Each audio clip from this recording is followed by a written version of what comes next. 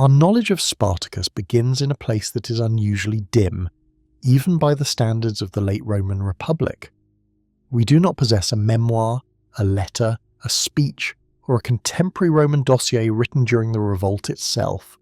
Spartacus left no surviving words that can be securely identified as his, and the people most affected by the war, enslaved labourers and rural poor, rarely appear in the record except through hostile description.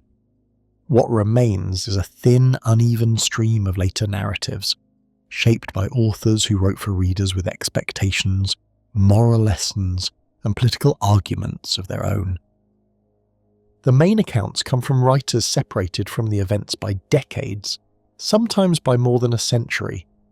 Plutarch, writing biographies meant to explore character and virtue, gives the most famous Spartacus portrait, but he's not writing a military report, and he selects details for moral emphasis.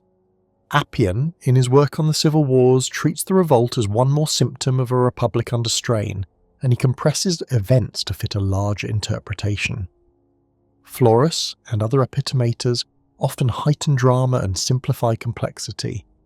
Behind them stood earlier histories that are lost or only survive in fragments, leaving us to infer carefully what they might have drawn upon.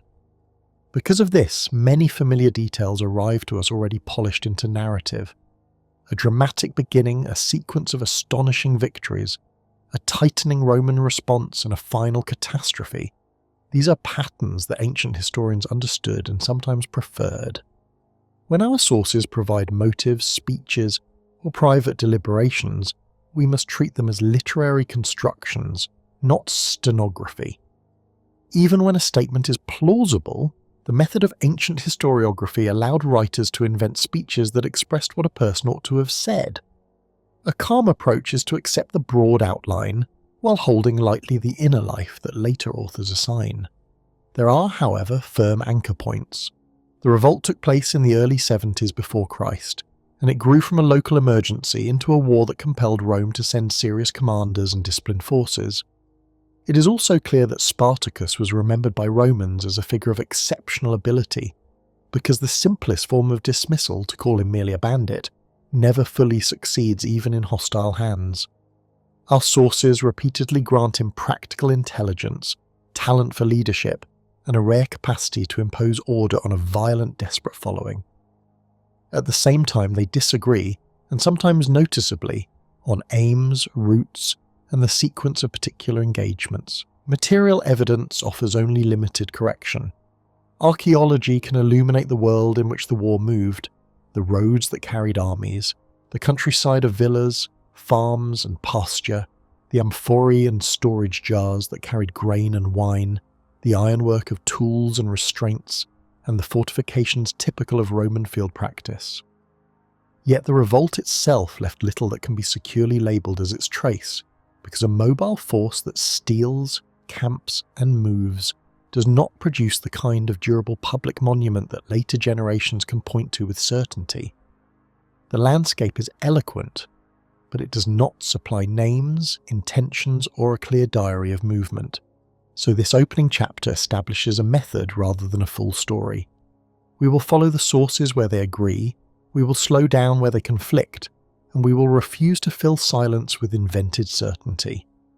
Spartacus will be treated not as a romantic hero manufactured by later centuries, nor as a mere criminal reduced to a stereotype, but as a real person glimpsed through an unfriendly archive. Where an ancient author makes a claim, we will ask what that author is trying to accomplish, what kind of audience is being served, and what political anxieties might be reflected in the telling. With that discipline in place, we can move quickly into the substance, the world that produced Spartacus before his name became a Roman nightmare. To understand the revolt, it is not enough to begin with the escape from a gladiator school. We must begin with the frontier regions that fed the slave markets, and with the mechanisms that turned war captives into commodities. The next chapter turns to Thrace, its geography and its contact with Rome, because Spartacus enters our story first as a man from beyond Italy, pulled into the Republic's economy of conquest, and only then as the leader of a war that the city would remember with fear. In the ancient sources that mention Spartacus by name, one detail is offered with unusual confidence, that he was a Thracian. Even this apparent clarity has edges of uncertainty, because Thrace was not a single nation in the modern sense, but a broad and shifting label used by Greeks and Romans for many peoples living between the northern Aegean and the great river Danube, between the mountains that later ages would call the Balkans and the forests and plains that opened towards Scythia. To say that a man was Thracian was to place him beyond Italy, beyond the civic categories that Romans used to explain themselves, and into a frontier zone that produced mercenaries, raiders, herdsmen, miners and captives in proportions that depended on season, politics and the appetite of empires. Thrace was defined as much by terrain as by any common identity. A long spine of mountains ran west to east, separating river basins, creating narrow passes, and turning movement into a problem of routes rather than distance. To the south were coastal plains along the Aegean, broken by odd river mouths and lagoons, and punctuated by Greek cities whose harbours pulled local trade toward the sea. Inland, valleys opened around rivers that flowed toward the Aegean, the Hebrus above all, carrying timber and animals and people, and also serving as corridors for armies. Northward, the land rose again and then fell toward the Danube frontier, where grassland and woodland met, and where winter and summer could divide the year into two different worlds. In such a landscape, political boundaries were often less durable than the tracks of herds, the control of passes, and the seasonal logic of pasture. Within this geography lived a mosaic of groups, some organised around kings and courts, others around chieftains and warbands, many tied by kinship networks rather than stable states. Ancient writers speak of Thracians in the plural, and that plural is important because it reminds us that the region was famous not for unity, but for variety and volatility. Where fertile plains existed, larger kingdoms could emerge for a time, collecting tribute, recruiting warriors, and negotiating with Greek cities. Where mountains and forests dominated, smaller communities could resist outsiders, retreat, raid, and reappear, and their power could be measured more in horses and spear points than in coinage. The Roman gaze often reduced this complexity to a stereotype of fierce warriors, hard drinkers, and sudden violence, but behind the stereotype lay a real frontier economy in which survival frequently depended on mobility and readiness for conflict. Greek presence along the coast had long connected Thrace to the wider Mediterranean. Cities on the Aegean shore acted as markets for grain, fish, salt, slaves and timber, and as cultural transmitters of writing, coin and diplomacy. Yet these cities were not simply civilizing outposts, they were also magnets for predation, and their wealth could make them targets for inland forces. The relationship between the coast and the interior could be cooperative, trading wine and pottery for raw materials, and it could be coercive, with extortion, hostage-taking, and punitive expeditions. Over centuries, this created a frontier culture in which the idea of Rome or Greece was never purely distant. Even communities far from the sea could become entangled with Greek commerce, Greek mercenary hiring, and Greek political rivalry, and those entanglements brought both opportunity and exposure. Roman power entered this region not as a sudden curtain falling, but as a slow tightening of influence. After Rome established control over Macedonia, the northern Aegean became a zone where Roman governors, allied kings and local leaders negotiated, threatened and bribed one another. The Romans were not always present in mass, but their ability to reward allies and punish enemies altered local calculations. A Thracian leader who had once measured status by the number of armed followers might now measure it also by Roman recognition, Roman gifts, and access to the markets that Roman peace could protect. At the same time, Roman demands for security along the Macedonian frontier, and Roman interest in safe roads and dependable tribute, encouraged interventions that could destabilize old arrangements. The frontier became a place where Rome could be both a source of profit and a source of humiliation, and where a misjudged alliance could lead to disaster. From this environment came a steady stream of men with military experience. Thracians had long served as mercenaries, valued for particular styles of fighting, for light arms, for speed, and for familiarity with rough terrain. In the late Republic, Rome increasingly relied on non-Italian soldiers, not only in formal auxiliary arrangements, but through allied contingents and client rulers who provided troops. This matters for Spartacus because one of the consistent traditions about him is that he had some prior experience as a fighter, perhaps even as a soldier in Roman service, before he became a captive. Ancient authors do not agree on the details, and their phrasing is not always precise, but the broad possibility fits the frontier reality. A man from Thrace could move, within a single lifetime, from local warband to hired soldier to coerced recruit to prisoner, depending on the shifting winds of politics. The mechanisms that produced captives were numerous, and they did not require a single decisive conquest. Raiding between neighbouring groups could seize people as livestock in human form to be traded for metal, salt, or prestige goods. War between kings and rivals could produce prisoners taken for ransom, and those not ransomed could be sold. Roman punitive expeditions could capture populations deemed hostile, and Roman allies could deliver captives as proof of loyalty. Even in times without major campaigns, the insecurity of frontier life meant that a failed harvest, a lost skirmish, or a political betrayal could end in chains. Over time, these chains did not remain local. The Mediterranean slave system was an enormous circulatory apparatus, and frontier captives were drawn into it, moved by road to coastal ports, then shipped to larger markets where identity was flattened into a label and a price.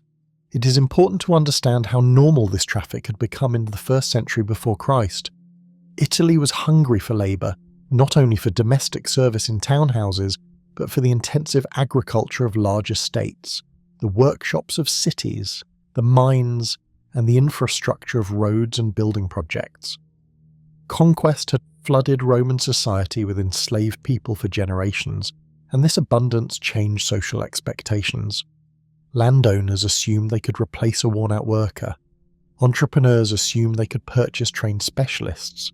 Household status could be displayed through the number of servants. In this system, a captive from Thrace was not an exotic exception, but a familiar category, prized at times for perceived toughness, and feared at times for the same reason. The frontier supplied bodies, and Italy converted them into profit, and the distance between capture and resale made cruelty easier because it severed the captive from any local community that might demand justice. Thrace also contributed something less tangible, a cultural memory of movement and survival in difficult country. A person raised amid mountains and seasonal pasture, amid shifting alliances and sudden violence, would have understood how to live with uncertainty as a daily condition. Roman authors, writing from an urban and agricultural world with settled fields and numbered streets, often framed this as barbarian instability. Yet for the people living there it could be a form of competence, a practiced ability to read landscape to find food, to navigate without formal roads, to endure cold nights, and to improvise under pressure.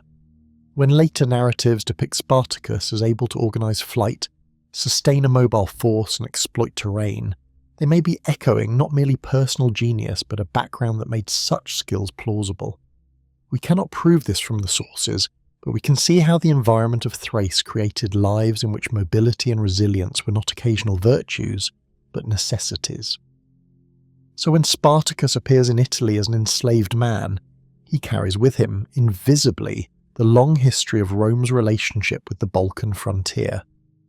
His presence is not a random accident, but a symptom of a system that linked distant valleys and passes to the markets of Capua and Rome. Thrace had become, by the logic of the Republic, one of the many regions whose instability could be converted into Italian labour, and whose warriors could be converted into Roman strength when hired, or Roman spectacle when forced to fight.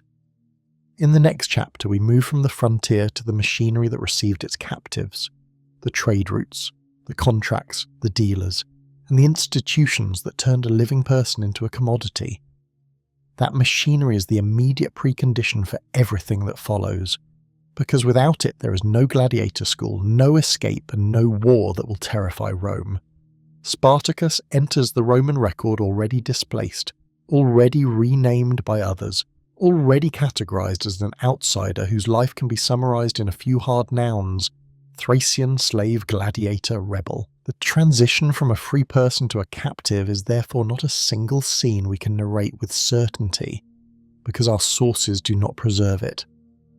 Plutarch hints that he had once served in some military capacity, and that he later fell into the hands of sellers, while other writers speak more generally, as ancient authors often do, as if enslavement was simply the natural shadow cast by war.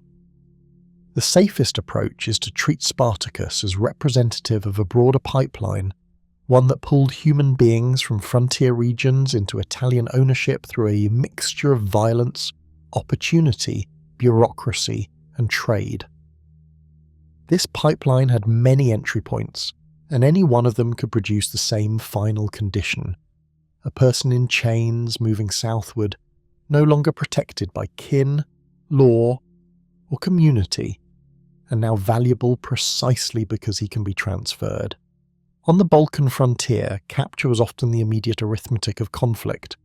A skirmish in a mountain pass, a raid against a village, a punitive expedition after an insult could produce prisoners as readily as it produced dead. Captives were stripped of weapons first because as the weapon is the quickest return of agency.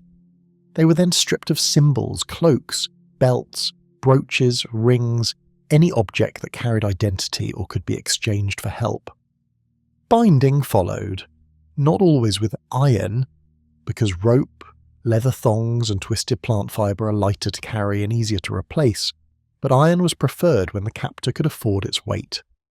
A group of prisoners could be tethered together so that one stumble endangered all, a cruel efficiency that turned fear into a form of management. In such marches, the landscape itself becomes a tool: steep paths that punish the weak, rivers that slow escape, cold nights that erode resistance. Food is rationed not to nourish, but to sustain movement, and the captive learns quickly that hunger is not an accident, it is a method. Once taken, a captive did not necessarily pass directly into Roman hands.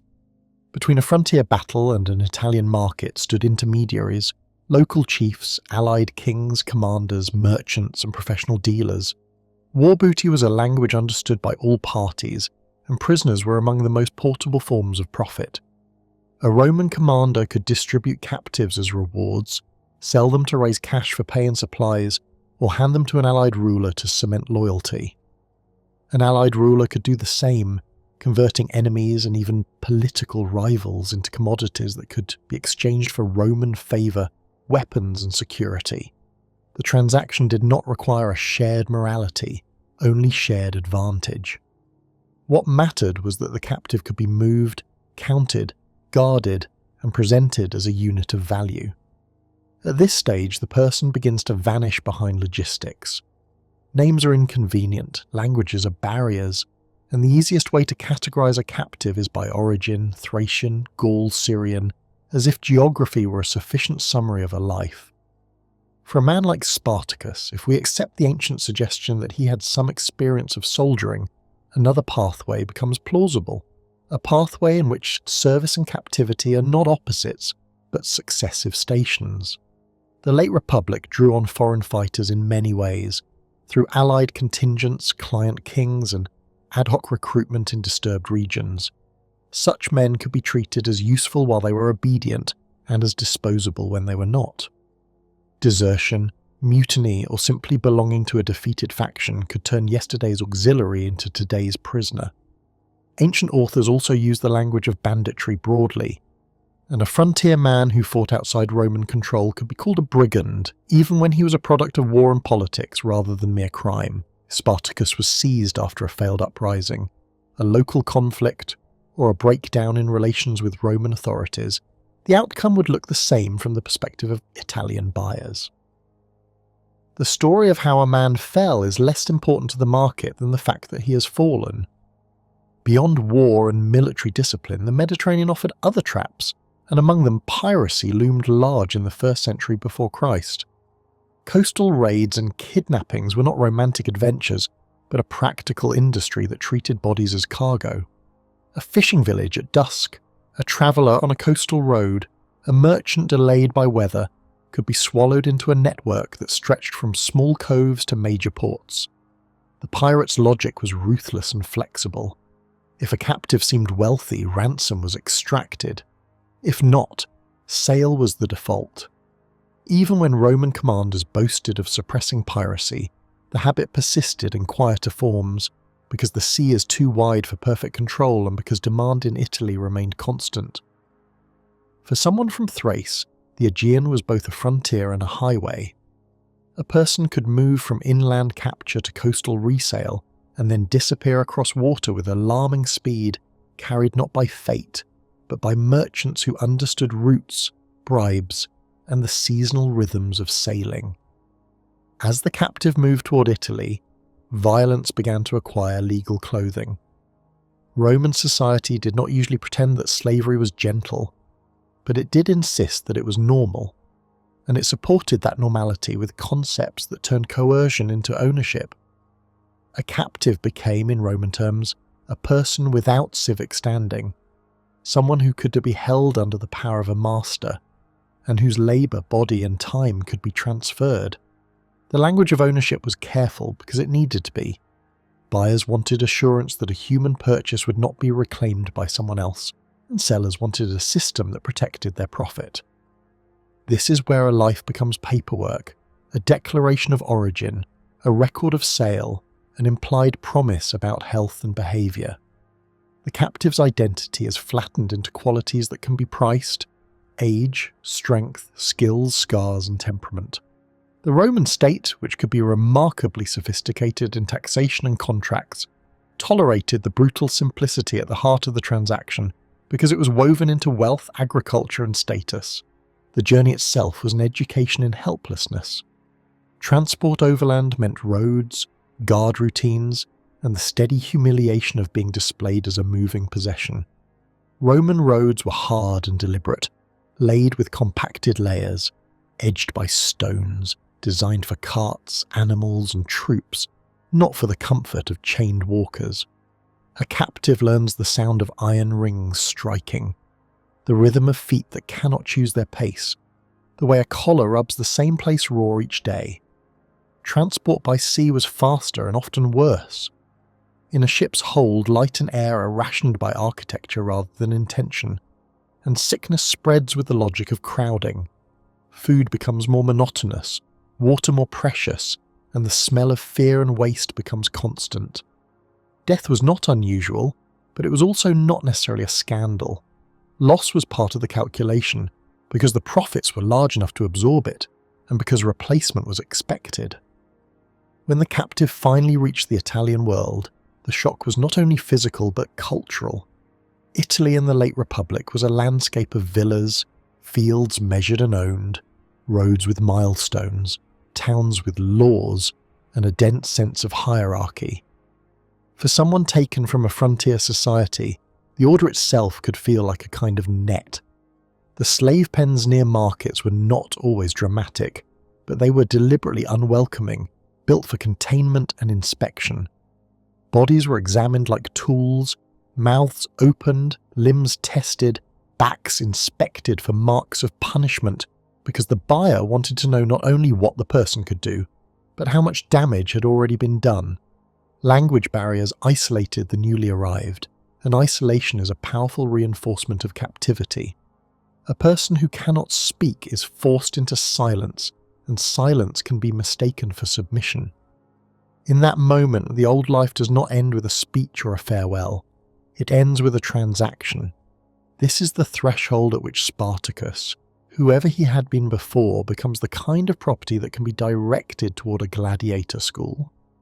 That final step is not yet the arena, not yet the famous escape, but the crucial transformation of a human being into a commodity with a designated use.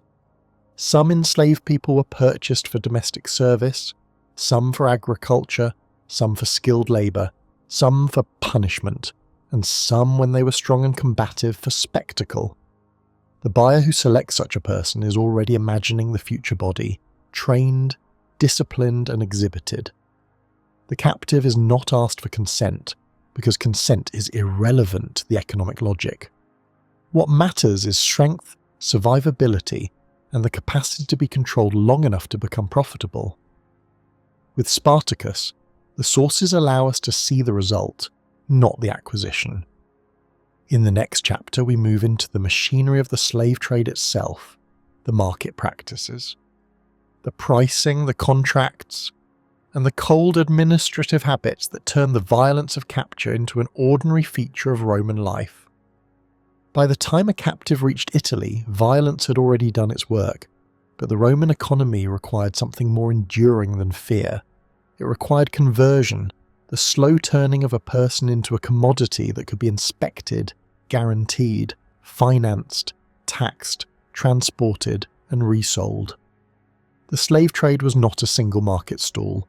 It was a network, fed by conquest and raiding, by piracy and punishment, and by the quiet arithmetic of debt and desperation. Brokers and dealers connected soldiers with landowners, ship captains with estate managers, urban households with rural labour demands. The same roads that moved grain and wine moved chained humans, and the same harbours that took on amphorae took on living cargo. In the Roman imagination, this traffic was so normal that writers could mention it in passing, as if a purchase of a person belonged to the same category as a purchase of a mule. Yet the normality was an achievement, maintained by paperwork, by law, and by the disciplined refusal to look too closely at the human cost. In the cities, sales could occur in permanent market areas, in private yards, or in public auctions. The outward theatre of the transaction often concealed a careful backstage. A newly arrived person might be cleaned, oiled, and fed to present strength rather than exhaustion, because appearance directly influenced price. Dealers could train captives to answer basic questions, or at least to stand quietly, because the buyer feared insolence as much as disease. In some cases, the seller displayed a written tag describing origin, abilities, and defects, a practice remembered in Roman legal discussion. The buyer wanted to know whether a person was a runaway, whether he had been punished, whether he suffered from seizures, fevers, or chronic weakness, whether he had a tendency to steal or to harm himself. These details were not asked out of compassion. They were asked because Roman law treated a slave sale as a contract, and contracts created remedies. To speak falsely about a defect could become expensive, because a dissatisfied buyer might attempt to undo the sale or demand a reduction in price. The legal scaffolding that supported these transactions is one of the clearest windows we possess into the moral temperature of Roman society. Roman jurists, preserved later in compilations, discuss enslaved people as property that can be returned, discounted, or litigated over, as if the human being were a flawed tool. Magistrates issued rules about what must be disclosed and what counted as a hidden defect. A seller might give formal assurances, and a buyer might rely on them. If the assurances proved false, the buyer could pursue remedies that treated the transaction as if it were spoiled goods. The existence of these legal protections did not protect the enslaved, it protected the purchaser. Even language that sounds humane, such as talk of health and proper disclosure, served primarily to stabilize commerce. A stable market requires confidence, and confidence is created when buyers believe they are purchasing what they were promised, whether that promise concerns a cook, a mason, a farm labourer, or a man capable of violence.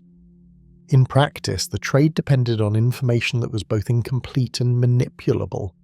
Age could be guessed or lied about. Origin could be simplified into a convenient label that carried stereotypes. Thracian, Syrian, Gallic, because stereotypes could raise or lower price. Skills could be exaggerated, and a claimed craft might collapse after purchase into clumsy improvisation. Even health could be temporarily disguised by rest, food, and the brief illusion of vigour. Roman agricultural writers, in their cold instructional tone, reveal how buyers thought.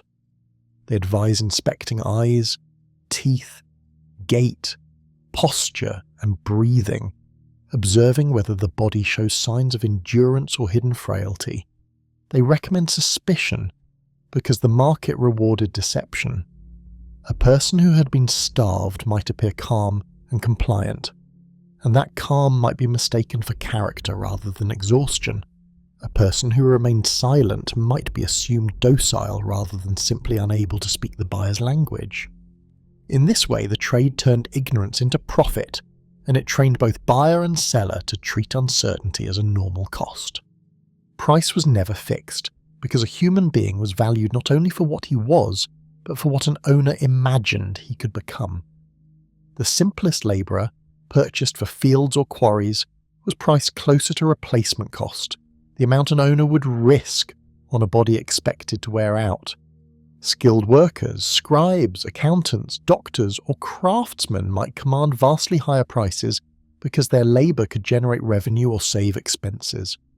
Domestic servants could be priced according to beauty, manners, and the ability to maintain silence, because elite households treated service as a form of display. The same person could change value over time, rising with training or falling with injury. Markets also followed larger rhythms. After major wars, captives could flood Italy and depress prices, while in quieter years scarcity might raise them. In all cases, the price was a judgment about future labour, future obedience, and future survival, expressed in coin as if coin could measure the unknowable interior of a person. Finance made this system more expansive than simple cash payment would allow.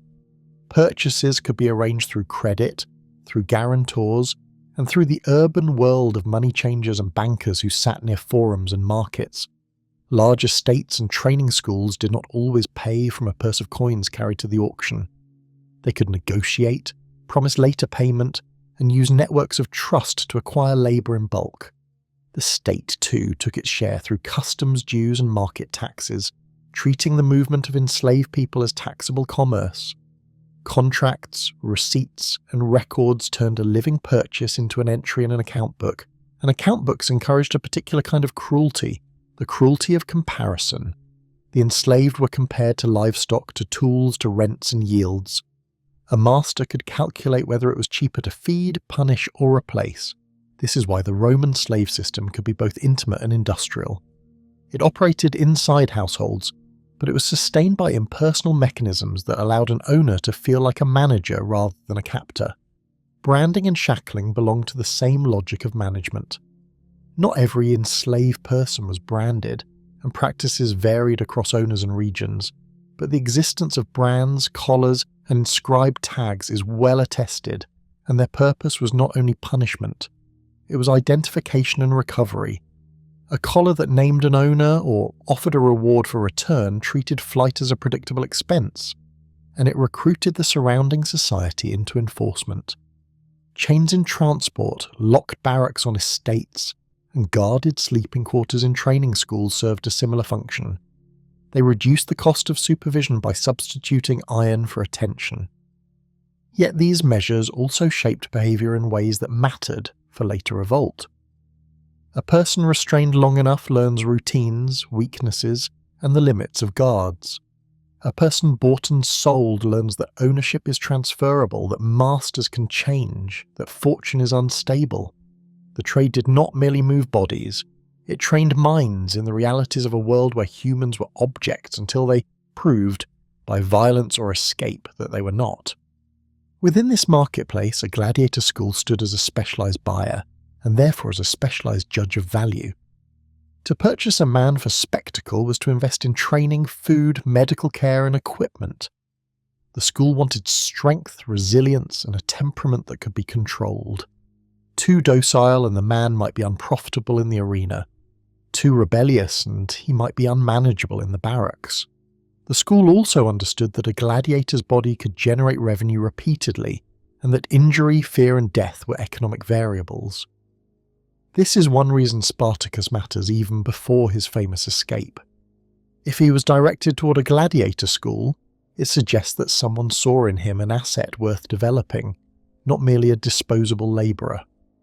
The slave trade, in this sense, did not simply reduce a person to a price, it assigned a future, a role, and a set of constraints, and it did so with the calm precision of business. To speak of the price of a body is therefore to speak of Rome's capacity to translate conquest into routine.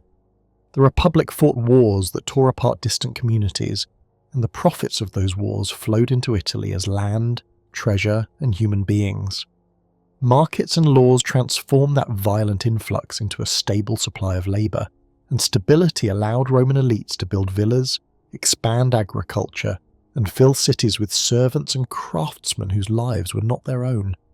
Yet stability also carried a hidden risk, because it concentrated power and suffering into dense human reservoirs, estates with locked quarters, workshops with chained workers, and training schools filled with men taught daily how to fight. In the next chapter we move into the logic of spectacle itself, why Rome loved gladiators, how the arena became a civic ritual, and how a business designed to monetize controlled violence could, under rare conditions, become the birthplace of uncontrolled war. To understand why Rome loved gladiators, it helps to begin with a paradox the Romans themselves sensed, even when they did not resolve it. The city that praised law, order, family, and civic duty repeatedly gathered to watch men bleed for entertainment. Roman writers could describe the amphitheatre as a school of courage, and in the same breath admit that it awakened cruelty and appetite. This tension is not an accidental flaw in the sources, it is the core of the institution.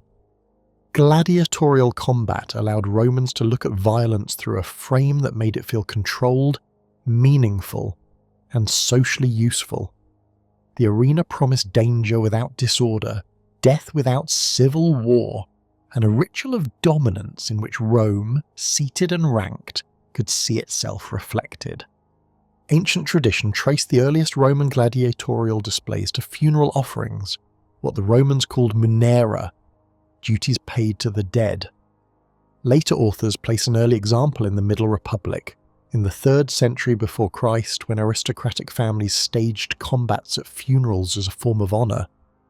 The details of these earliest events are not securely preserved, but the pattern is plausible and consistent with broader Mediterranean practices of associating blood, death, and remembrance. In this logic, the combat was not merely a show, it was an act that linked the living to ancestors, and it turned private grief into public prestige. The dead received attention, and the family demonstrated the capacity to spend, to command, and to provide a spectacle worthy of memory. In time, the funeral context loosened, but the language remained. A gladiatorial show could still be described as a duty, even when it had become a political instrument. As the Republic grew more competitive, gladiatorial games expanded from occasional family offerings into a reliable technology of public life. Roman elections were not quiet contests of policy. They were struggles for honour, visibility, and gratitude. And a magistrate who wished to rise needed more than good speech. He needed to be remembered. A lavish show created a memory shared by thousands, a single day that became a story repeated in streets and workshops. The crowd experienced the giver as generous and powerful as someone who could turn private wealth into public pleasure. The giver in return translated that pleasure into influence. This is one reason the arena became entangled with ambition, debt, and rivalry, because the appetite of the crowd could always be fed more, and each feeding raised expectations. The violence in the sand was therefore linked quietly but firmly to the violence of politics, to competition among elites in a city where reputation was currency. The arena also functioned as a stage on which Rome could display hierarchy with almost architectural clarity. Seating was organised by status, with senators, equestrians, ordinary citizens, and others separated into zones that made rank visible. The crowd did not dissolve distinctions, it sharpened them. A man could look across the arena and see not only combat, but the social map of the city arranged in stone and wood. In that setting, the gladiator was both central and excluded. He was the focus of all eyes, and yet he stood outside civic belonging, often enslaved, sometimes condemned, sometimes a volunteer driven by debt or desperation. This arrangement satisfied a Roman taste for order, because it turned the most intense moment of the day into a lesson about who possessed power and who did not. The audience watched death from a place designed to remind them that they were not the ones ordered to die. There was also an ethical story Romans told themselves, a story that made the sight of combat feel like education rather than indulgence. Roman culture admired endurance, discipline, and calm in the face of pain. Writers could point to the gladiator as a model of fortitude, even when they despised his legal status. Cicero could praise the contempt for death displayed in the arena, and Seneca could use the spectacle as a mirror for moral reflection, even while criticizing the crowd's hunger for cruelty. In this moral language, the arena was not only entertainment, it was a demonstration of virtues that Romans claimed to prize: obedience under command, steadiness under pressure, and the ability to perform one's role publicly. That this lesson was extracted from coerced bodies did not ruin the argument for many Romans. It made the argument sharper, because if even a slave could display courage, then courage could be presented as a universal standard. At the same time, the arena satisfied a darker social function: the management of fear and resentment in a city full of inequality. Rome contained enormous wealth and enormous poverty. Free citizens crowded into insulae. Enslaved workers laboured in households and workshops, and the countryside was dominated by estates whose labour force could be locked at night. Such a society carried tension like dry wood carries heat. Spectacle provided release, distraction, and a shared emotional rhythm that could replace political frustration with communal excitement. It also provided a language of punishment. Executions, staged in the same venues or in related spectacles, displayed the consequences of transgression in a form that was public and unforgettable. In this way, Rome did not simply entertain itself. It instructed itself by showing that the state could take a body, control it, and end it in front of witnesses. The crowd's pleasure and the state's authority met in the same sand. Rome's love of gladiators was also fed by craftsmanship and system, because the games were not improvised brawls, they were organised performances built on training, contracts, equipment, and medical practice. Fighters were expensive to maintain, and a prudent organiser wanted them to survive long enough to generate repeated value. This economic reality encouraged regulation, referees, rules, and specialised types of combat that made the violence legible. Different arms created different rhythms. Heavy armour slowed movement and emphasised stamina. Lighter equipment emphasised speed and agility. A pairing could be designed to create tension, to prolong uncertainty, and to present the audience with a conflict that was both dangerous and structured.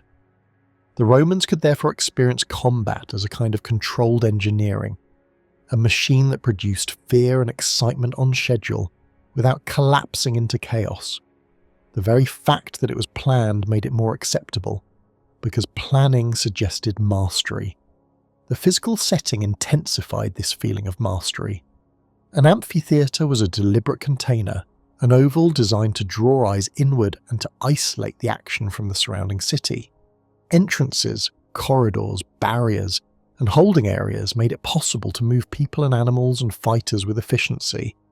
The audience sat above, the fighters stood below, and the architecture itself repeated the message of dominance.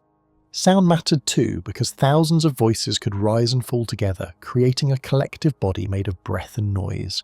This mass reaction was part of the pleasure. A Roman could feel in a single shout that he belonged to something larger than his household, his street, or his trade.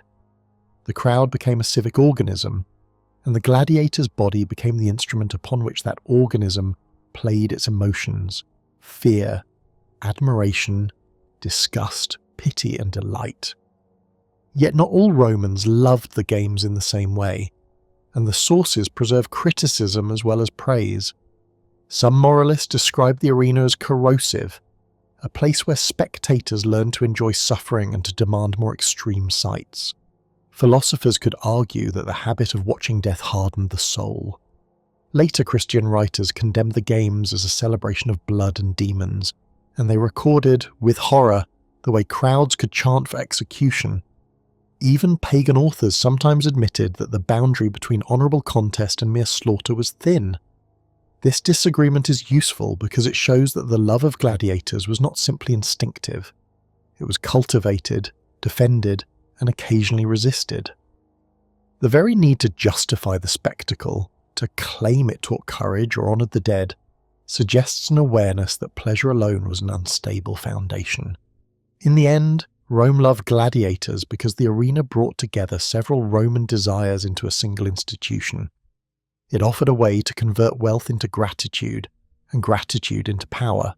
It offered a way to display hierarchy without debate, because stone seating and public ritual did the arguing. It offered a way to speak about courage while practicing domination. It offered communal excitement in a society that might otherwise fracture into private resentments. And it offered a controlled form of violence that felt safer than the uncontrolled violence of civil conflict, even though the late Republic was moving steadily toward precisely that danger. This is why the gladiator school matters so much for our story. It was a place where Rome stored violence in disciplined form, as if it were a resource. When Spartacus and others escaped that storage, the city learned that the violence it enjoyed could also return to it. Not as entertainment, but as war. Capua sat in a part of Italy where the land itself encouraged abundance. The plain of Campania, open and softly undulating, was fed by rivers that did not need to be large to be useful, because the soil, dark and mineral-rich, held moisture and returned it slowly to roots. Much of this fertility came from ancient volcanic activity, a long history of ash and broken stone ground down into a fine earth that could sustain heavy crops. The climate, moderated by the sea, offered winters that were rarely severe, and summers that could be hot without being as harsh as the inland south. In such conditions, vines, olives, vegetables, and grain could be produced in density, and density created surplus, and surplus drew merchants, tax collectors, and owners of estates who measured their status not only in land, but in the labour that made land profitable.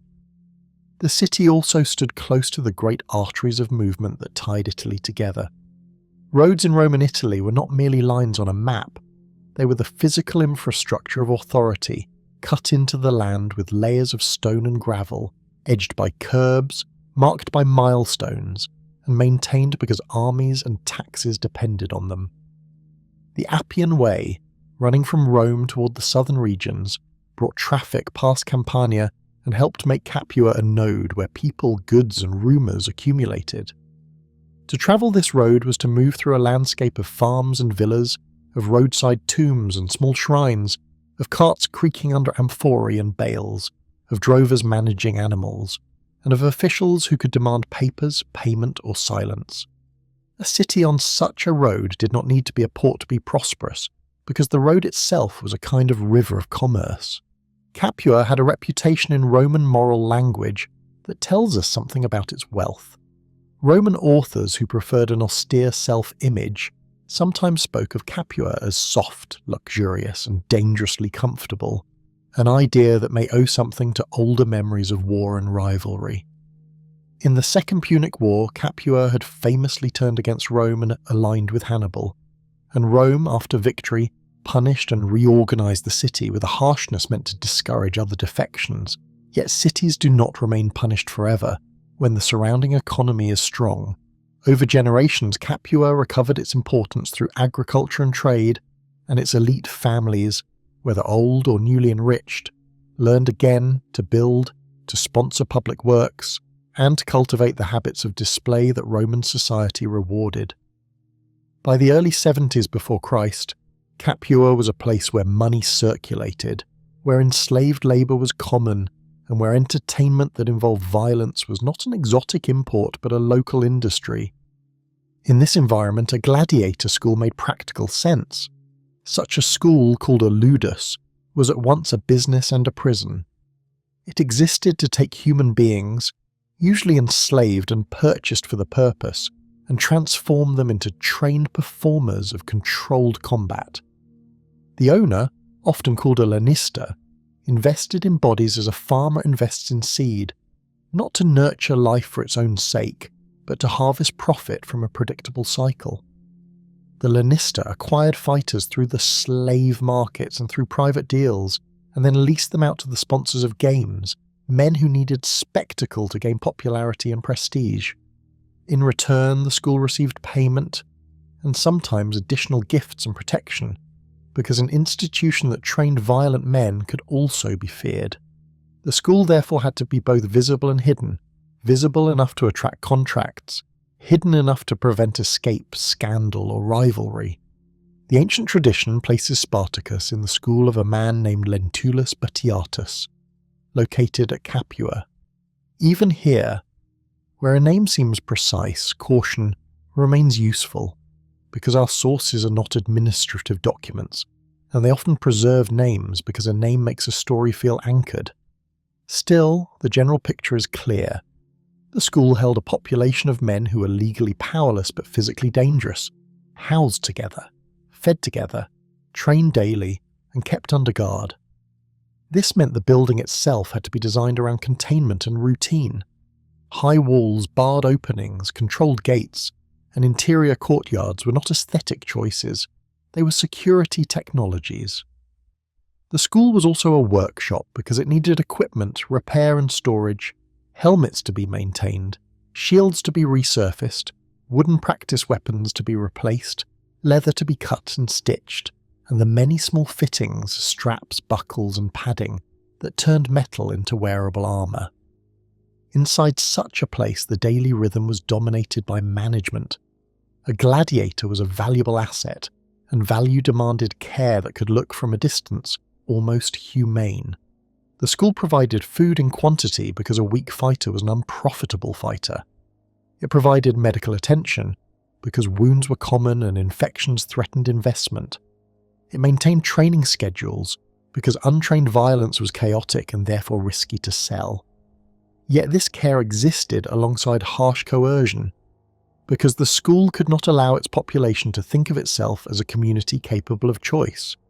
Discipline was imposed through punishment, isolation, and the constant reminder that movement was controlled. Doors locked at night, guards watched entrances, and the very layout of corridors and yards made it difficult for bodies to gather unseen. The school therefore embodied a contradiction that would become historically decisive. It cultivated strength and skill while trying to prevent that strength and skill from being used against its owners. The business side of the school required constant negotiation with the wider world. Sponsors of games demanded certain types of fighters, pairings that created drama and variety. Some wanted heavy-armed men who could sustain long exchanges. Others preferred lighter fighters whose speed kept the audience restless. The school had to maintain a roster, and a roster required intake. New purchases arrived with different languages and backgrounds, men from Italy, from the provinces, from frontier regions like Thrace, each carrying habits of movement and resistance shaped by earlier lives. The school staff had to classify them, assign them roles, and begin the slow process of making them predictable. This was done through training, but also through naming, because a gladiator name could be a kind of mask, and masks are easier to sell than human complexity. When a man becomes known by a stage identity, the crowd can cheer without imagining the village or family he once had.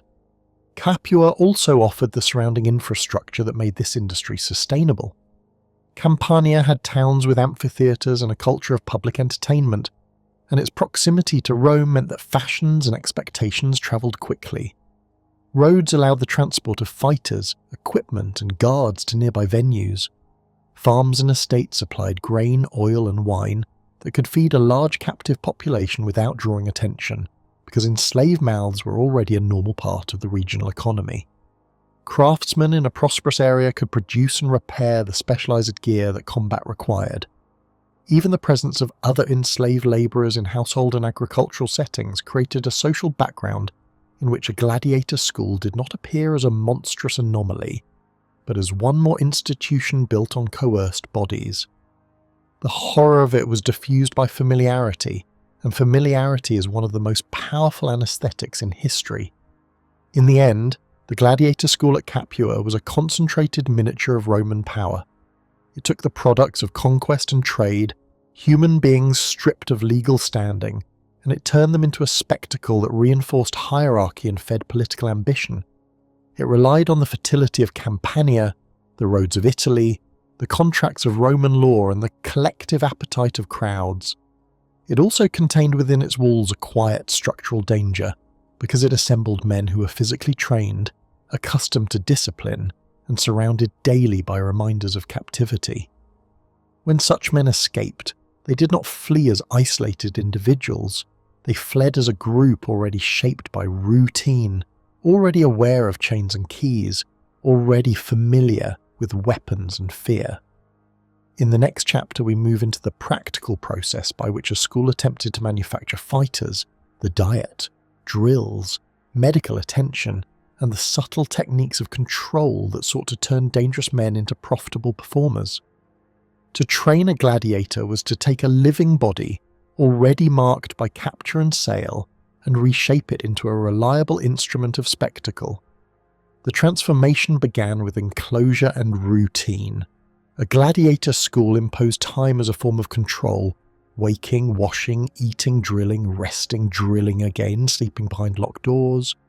The building itself, with its walls, barred openings, and controlled gates, did not merely prevent escape, it also prevented the mind from wandering into the illusion of choice.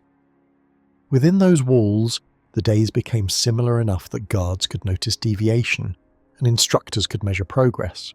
The men were dangerous, but they were meant to be dangerous in a narrow and profitable way, sharp in the arena, dull in the corridor, courageous in the sand, resigned in the barracks. This balance between cultivated violence and enforced ownership shaped every practical detail down to the placement of keys, the spacing of beds, and the hours when weapons were present and when they were not. The first tool of training was food, because a fighter cannot be built on scarcity. Roman writers and later traditions describe gladiators as living on a heavy diet, rich in grain and legumes, a regimen meant to produce mass, endurance, and recovery. Barley in particular appears repeatedly in connection with gladiators, to the point that a mocking nickname barley eaters is associated with them in later memory. The choice was practical. Barley and beans were cheap, storable, and abundant in a region like Campania. They could be boiled into thick porridges, baked into dense loaves, and served in quantities that made bodies heavier and more resilient. Fat, in this context, was not simply softness, it was padding, a layer that could blunt shallow cuts and protect muscles from tearing. Oil, too, was part of the economy of training, not as luxury but as maintenance. The body, rubbed with oil and scraped clean with a strigil, could be inspected for bruises, swelling and infection, and the ritual itself reinforced the sense that the body belonged to the institution. Medical care followed naturally, because injury was not an accident but an expected byproduct of daily practice. A gladiator was expensive, and as an expensive asset demanded repair. Wounds needed cleaning, stitching, and bandaging. Sprains needed rest and careful return to movement. Fevers needed isolation, because sickness could sweep through a closed population with alarming speed. The ancient world possessed no germ theory, but it possessed experience. An experience taught that dirty wounds festered, that rot smelled before it killed, and that certain poultices calmed inflammation. Physicians attached to gladiator schools were not necessarily gentle, but they were attentive because attentive care protected investment. Later writers remembered famous doctors who treated fighters, and this memory is credible because the school offered what many medical practitioners needed most, a steady supply of cases, and a reason to observe the body under stress. A school also maintained a practical pharmacy, vinegar for washing, honey for certain dressings, wine as antiseptic and comfort, and a store of linen and wool to become bandages. The heart of training was repetition against an uncomplaining opponent. In many accounts, the emblem of gladiatorial practice is the palus, a wooden post set firmly into the ground, sometimes wrapped or marked to indicate targets. The palus never tired, never flinched, never begged, and therefore allowed endless drilling in stance and striking. A fighter learned to keep the shield high without lifting the shoulder too much, to step with the hips rather than with the upper body, to strike without exposing the ribs, to recover the weapon without leaving the arm extended. The ground mattered. Practice yards were often surfaced with sand, because sand absorbed falls and showed footprints, allowing an instructor to correct foot placement. Sand also taught the fighter how the arena would feel, the slight slip under pressure, the way a sudden pivot could dig the toes in or betray balance.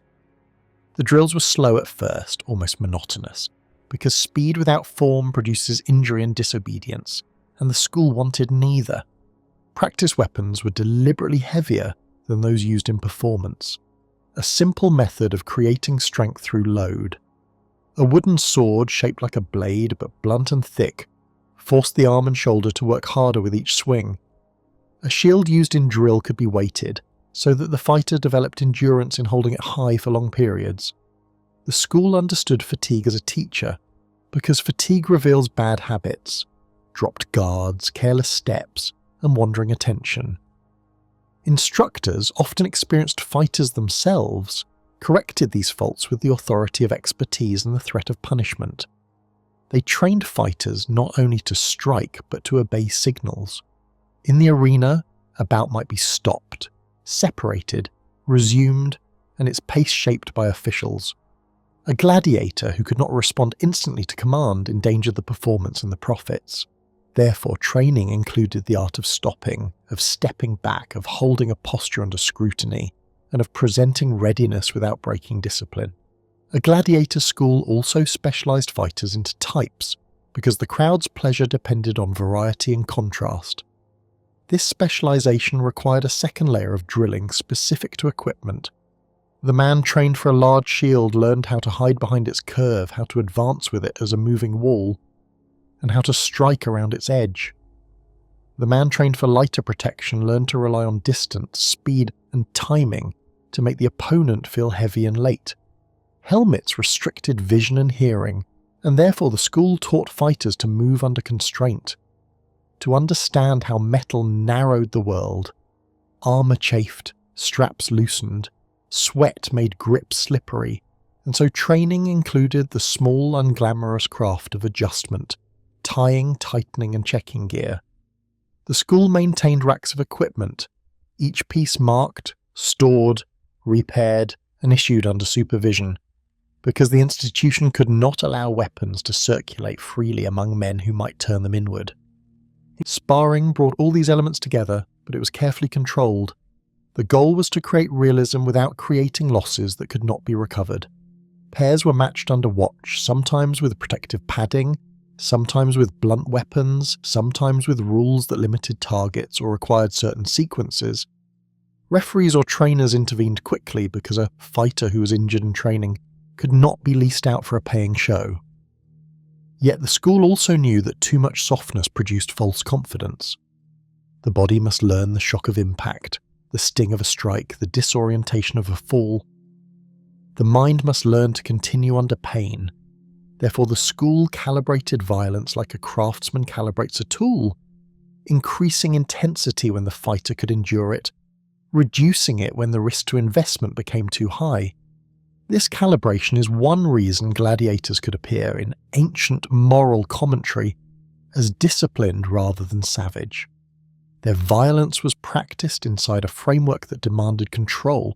Beyond weapons and drills lay the deeper training, the training of behavior.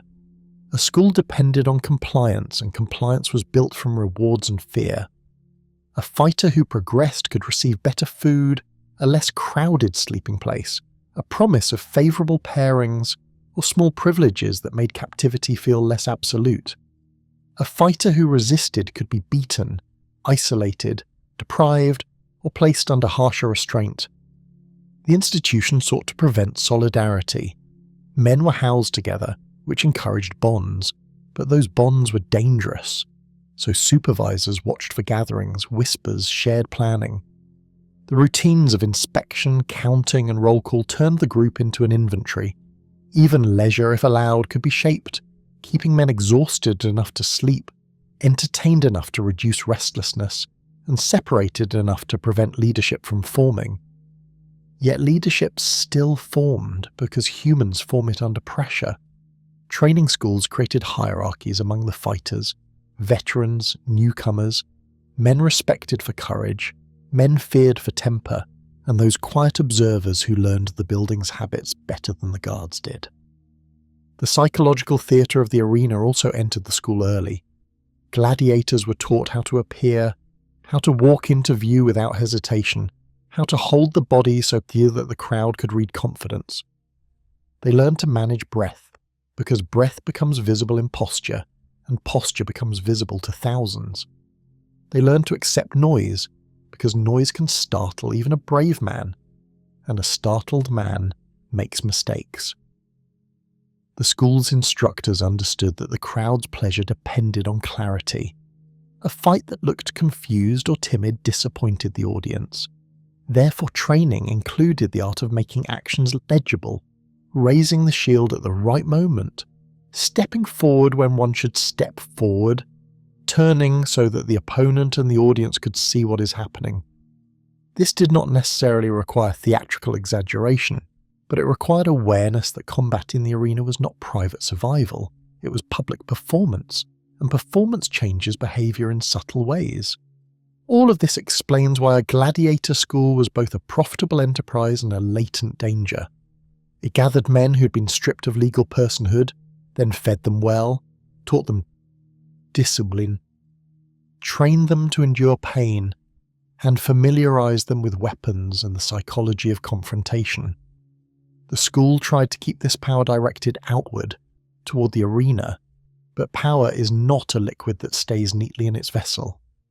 When the men understood the routines, the locks, the distribution of tools, and the moments when guards were inattentive, the same training that made them valuable could make them capable of escape. The institution's success was therefore also its vulnerability. In the next chapter we move from preparation to rupture, from the controlled world of drills and rationed weapons to the moment when a small group breaks the rules, seizes what it can, and steps into Italy as something Rome did not expect. A moving community shaped by captivity, armed by training, and suddenly free enough to become a war. The escape that began the War of Spartacus comes to us not as a fully documented incident, but as a remembered rupture, preserved in later narrative because it embarrassed Roman authority and disturbed Roman confidence. Our sources agree on the essential outline. A group of gladiators at Capua, held in the school of Lentulus Batiatus, formed a plan to break out, seized whatever tools they could reach, forced their way beyond the control of the school, and then armed themselves more properly by capturing wagons carrying weapons intended for gladiatorial use. They disagree or remain silent on many of the details that a modern reader instinctively wants: the precise day, the exact guard routines, the words exchanged, the first man through the gate. Ancient historiography rarely preserves those granular realities for people of low status. Yet the broad shape is clear enough, and the fact that it is repeated across several authors suggests a core memory that resisted being smoothed away. A gladiator school was designed to prevent exactly this kind of event, which is why the escape appears so striking even in a world accustomed to violence. The security of such a place did not depend on a single barrier, but on layers, walls high enough to deter climbing, doors reinforced with iron, locks with heavy keys, courtyards that could be watched from controlled positions, and above all a routine that reduced surprise.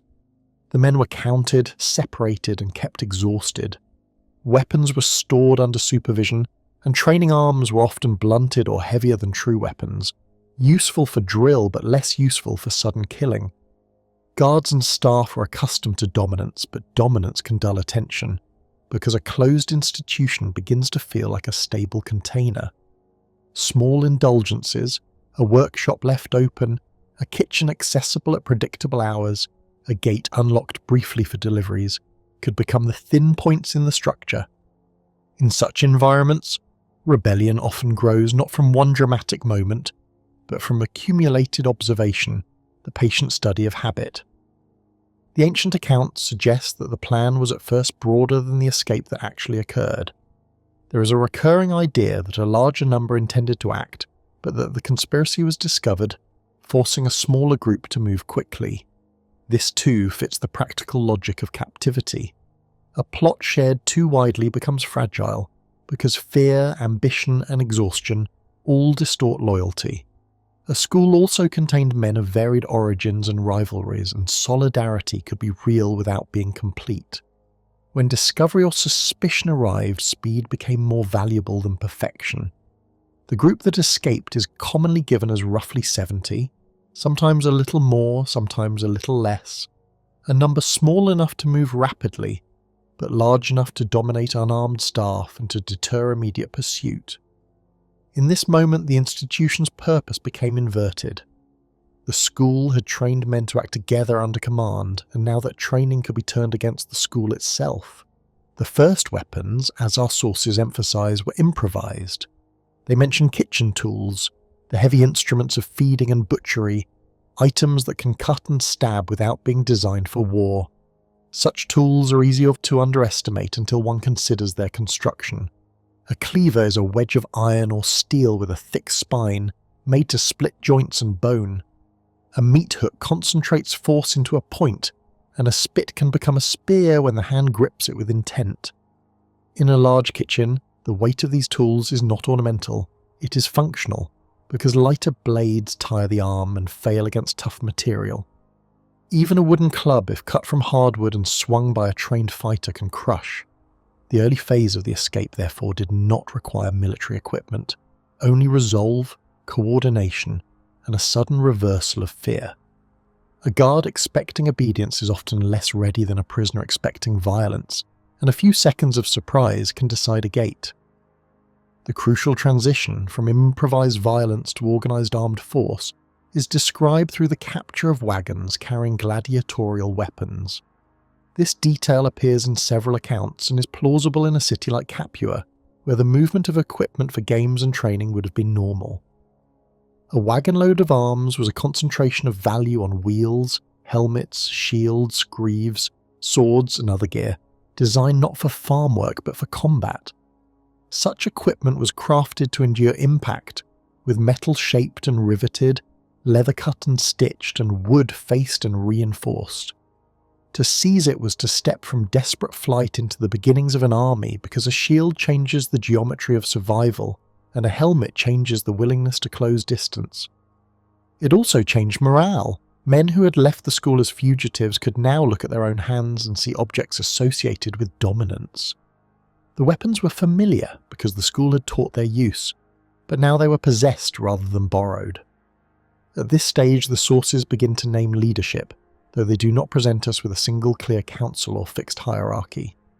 Spartacus emerges as the central figure, and alongside him appear names such as Crassus and when a mouse, men often described as Gallic, Germanic, or broadly foreign, labels that reflect Roman categorization as much as precise ethnography.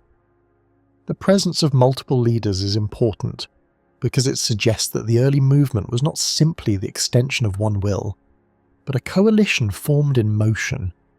In a group of escaped gladiators, authority could be grounded in demonstrated competence, in the ability to keep order during panic, to decide direction, to distribute weapons, and to prevent quarrels over loot. A school created rivalries, but it also created respect for skill, and in the earliest hours of the escape, skill was life. The leaders, whoever they were in exact detail, faced immediate logistical problems, food, water, shelter, and the choice of where to go in a countryside that was both rich and surveilled.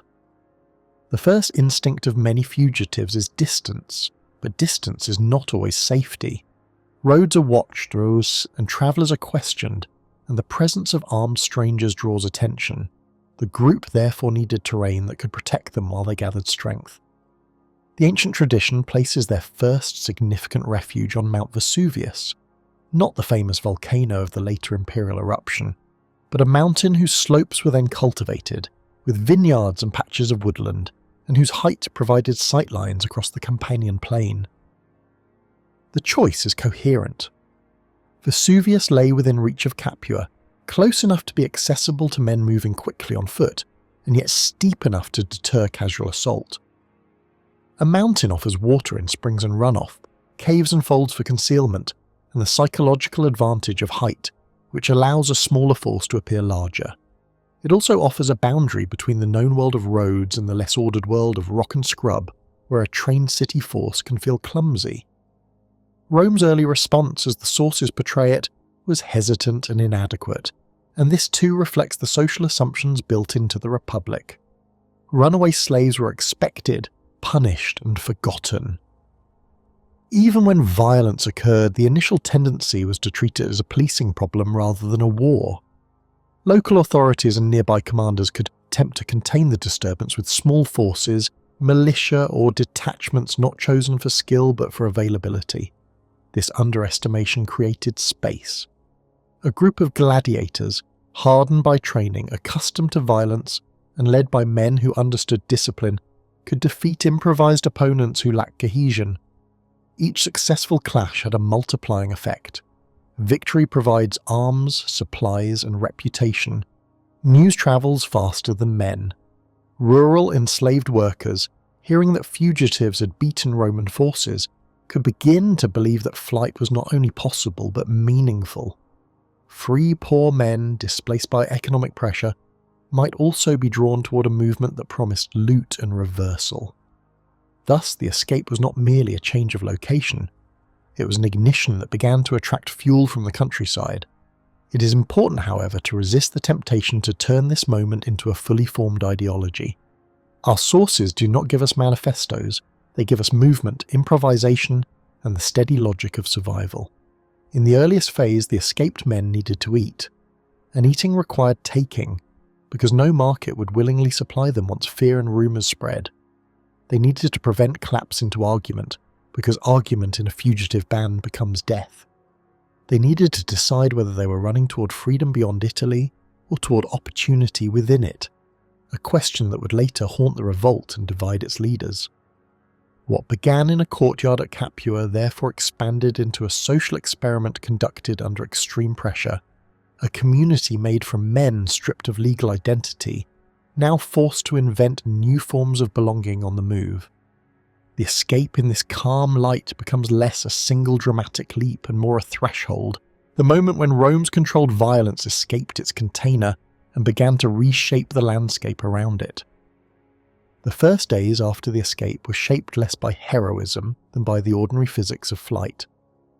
A group leaving a guarded compound could not simply vanish, because the countryside around Capua was dense with roads, farms, and people whose livelihoods depended on stability.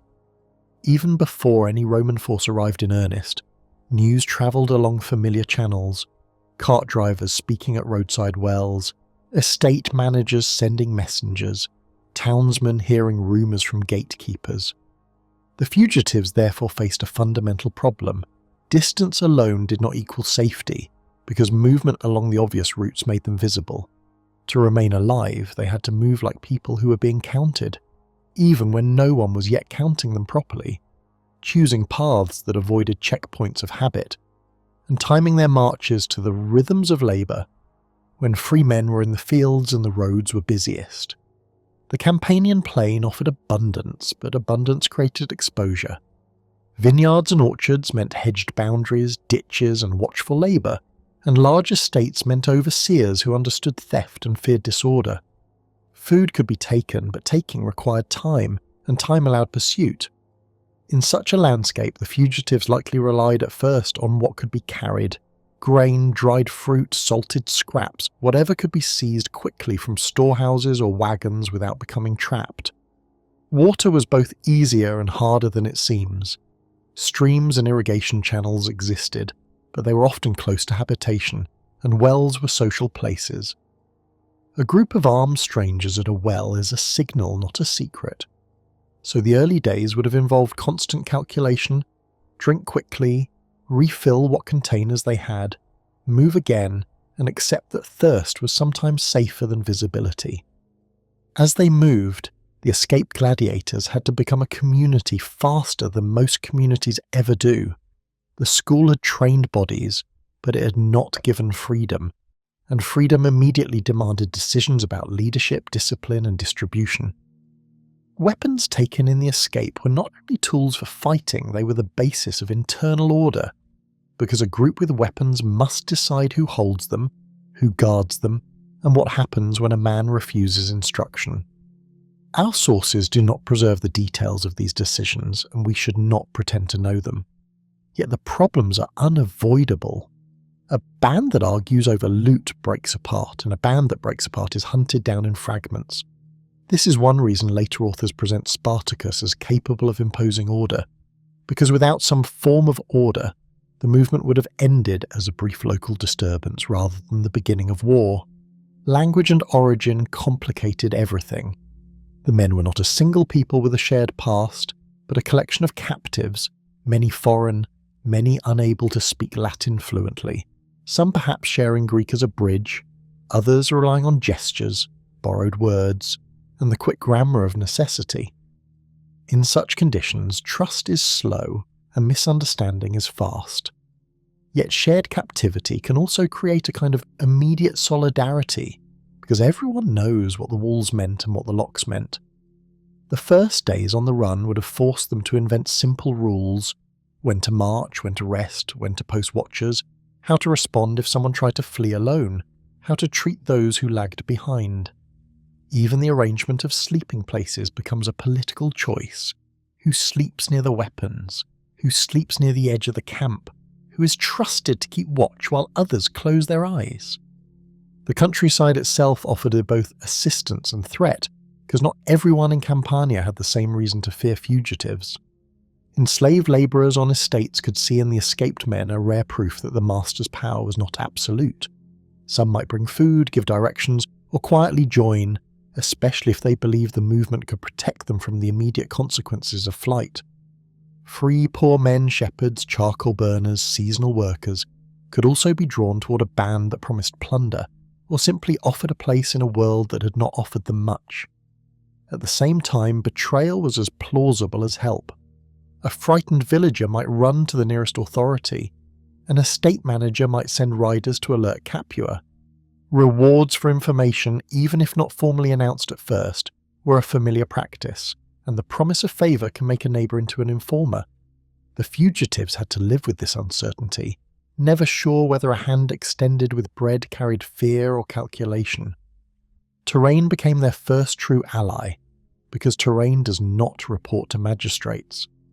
The movement towards Mount Vesuvius, as the ancient tradition suggests, makes practical sense in this early phase. A mountain close to a rich plain offers a refuge that is near supplies but difficult to assault quickly. Its slopes, cut with tracks used by herdsmen and wood-gatherers, provide ways of moving that a town militia does not know well. Height provides sight, and sight provides time, the ability to notice dust rising on a road, to see a column of men approaching, to withdraw before being surrounded. The mountain also provides concealment in gullies, in patches of scrub and woodland, and in the folds of uneven ground where a campfire can be hidden from casual view. If the fugitives reached such a place, they could begin to breathe in longer intervals, not because danger ended, but because danger could be watched. Even in refuge, the practical work continued, because an armed group without supply collapses into hunger and quarrel. They would have needed to gather fuel, to cook, to dry clothing after dew soaked it, to improvise containers and cords, to repair straps and bindings, and to turn whatever they had seized into a usable stock of equipment. This is where the habits of the gladiator school may have mattered, in an unexpected way. Training had taught routine, and routine can be repurposed. Men used to drill could be assigned to guard shifts. Men used to equipment checks could be assigned to maintain helmets and shields. Men used to eating on schedule could accept rationing more easily than men unused to discipline. Yet the new life required more than discipline, it required improvisation. They had to learn which plants could be eaten, which farms had stored grain, where animals were kept, and how to take what was needed without being trapped in a building designed to keep others out. The first clashes with local forces, when they came, were likely chaotic, and our sources suggest that Rome initially responded with underestimation. A small detachment sent to surround fugitives on a mountain might assume that hunger would do the work of victory. But underestimation is itself a resource for the underestimated. If the rebels could surprise a careless camp, seize additional arms, and send opponents fleeing, each success would change the mathematics of the situation. Weapons taken from Romans were not merely better made, they carried symbolic weight, because Roman arms represented state authority. To hold them was to declare that the fugitives were no longer merely escaping, they were resisting. Victory also produced momentum in recruitment. People who would not join a doomed flight might join a force that had already defeated pursuers. In this way, the first days on the run were not only a search for shelter, they were the beginning of a reputation carried by rumour faster than any march. By the end of this earliest phase, the escapees were becoming something Rome had difficulty naming. They were not a household of runaways hiding in a single place, and they were not a formal enemy state with ambassadors and borders. They were a moving concentration of labour and violence, a band that could grow by absorbing the discontent of the countryside, and that could sustain itself by taking what the countryside produced. This ambiguity mattered, because Roman institutions were designed to respond to certain categories of threat, and this threat slipped between categories. The Senate could treat it as a local policing matter, and thereby send too little, too late. Or it could treat it as war, and thereby admit that enslaved people had forced Rome into a posture normally reserved for foreign enemies. In the next chapter, the mountain refuge becomes central not as a romantic hideout, but as a practical platform from which the revolt could stabilise, arm itself, and demonstrate through the hard logic of terrain and surprise that a small break in a gladiator school could expand into a crisis felt across Italy. In the years when Spartacus and his companions fled Capua, Mount Vesuvius was not yet fixed in the Roman mind as a symbol of apocalypse. It was a mountain within a lived landscape, part of the visual horizon of Campania, rising above plains and towns that were already old, already busy, already layered with roads, estates and fields. The Bay of Naples lay to the west and south, and inland routes carried traffic toward Capua, Nola, and the wider networks of Italy. People saw Vesuvius as a feature that organised space, a landmark for travellers, a point of reference for farmers watching weather, and a boundary between different patterns of settlement. It was tall enough to command attention, but familiar enough to be treated as ordinary. The extraordinary future of the mountain, the eruption that would later bury Pompeii and Herculaneum, did not yet govern how most people understood it. In Spartacus's time, the mountain was already ancient, already shaped by fire and deep time, but its slopes were primarily known for their fertility, their vineyards, and their usefulness. The geology of Vesuvius belongs to a broader volcanic region of Campania, where the earth has long carried heat close enough to the surface to shape land and soil. A volcanic mountain is not simply a cone, it is an accumulation, layer upon layer of ash, pumice, and hardened flows, built by eruptions separated by intervals of quiet. Over time, rain and wind grind these materials into a soil that can be unusually productive, because it holds minerals in forms plants can use. The same ground that can be dangerous in rare moments can be generous in the everyday. On the lower slopes, the soil would have been mixed with older sediments and with human labour, manured, turned and terraced. Higher up, where the ground grows thinner and rock shows through more often, vegetation changes, and the mountain begins to look less like farmland and more like rough country. Even without a recent catastrophe in living memory, the summit area could preserve signs of its origin, bare patches, broken stone, odd textures, places where the earth looks scorched or unstable. Such signs did not need to produce fear.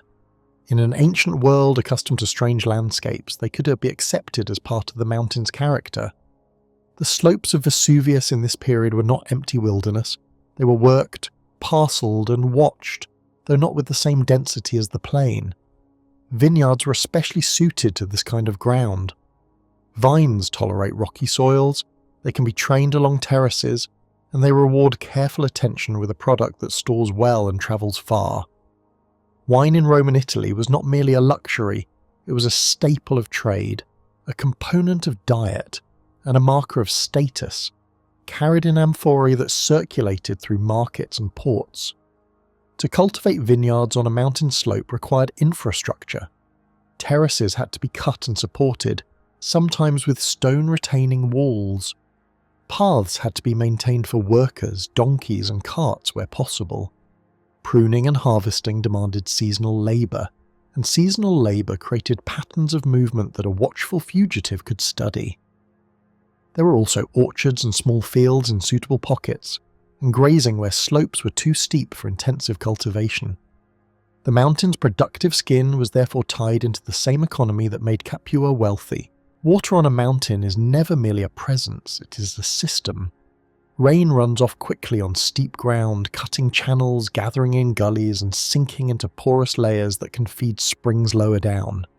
For people living and working around Vesuvius, knowledge of water was practical and local. Wells and cisterns belonged to estates and villages, while springs and seasonal streams belonged to those who could find them. In the first days of a flight, water sources become as important as roads because thirst forces visibility. A mountain refuge offers a partial solution because it can provide hidden water, but it also creates constraint because the best water may lie in predictable places that can be watched.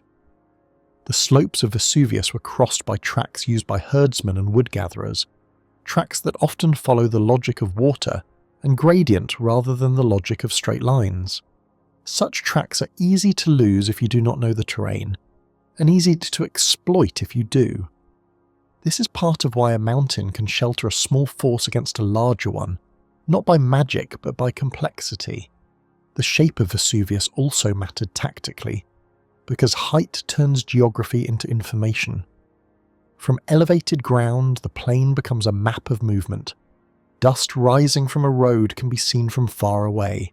A column of men, even if small, makes patterns of light and shadow, and the glitter of metal can betray itself in sun. From the slopes, one can watch the approaches from multiple directions, and one can choose when to descend and when to withdraw. At the same time, a mountain is not a fortress with a single gate. Its ridges and folds create multiple lines of concealment. A pursuing force that camps on a lower approach may believe it has enclosed fugitives, while other routes remain open, steep, rough, and therefore overlooked. Ancient narratives about Spartacus emphasize precisely this kind of miscalculation. The confidence of a force that thinks the fugitives are trapped simply because the fugitives are above them.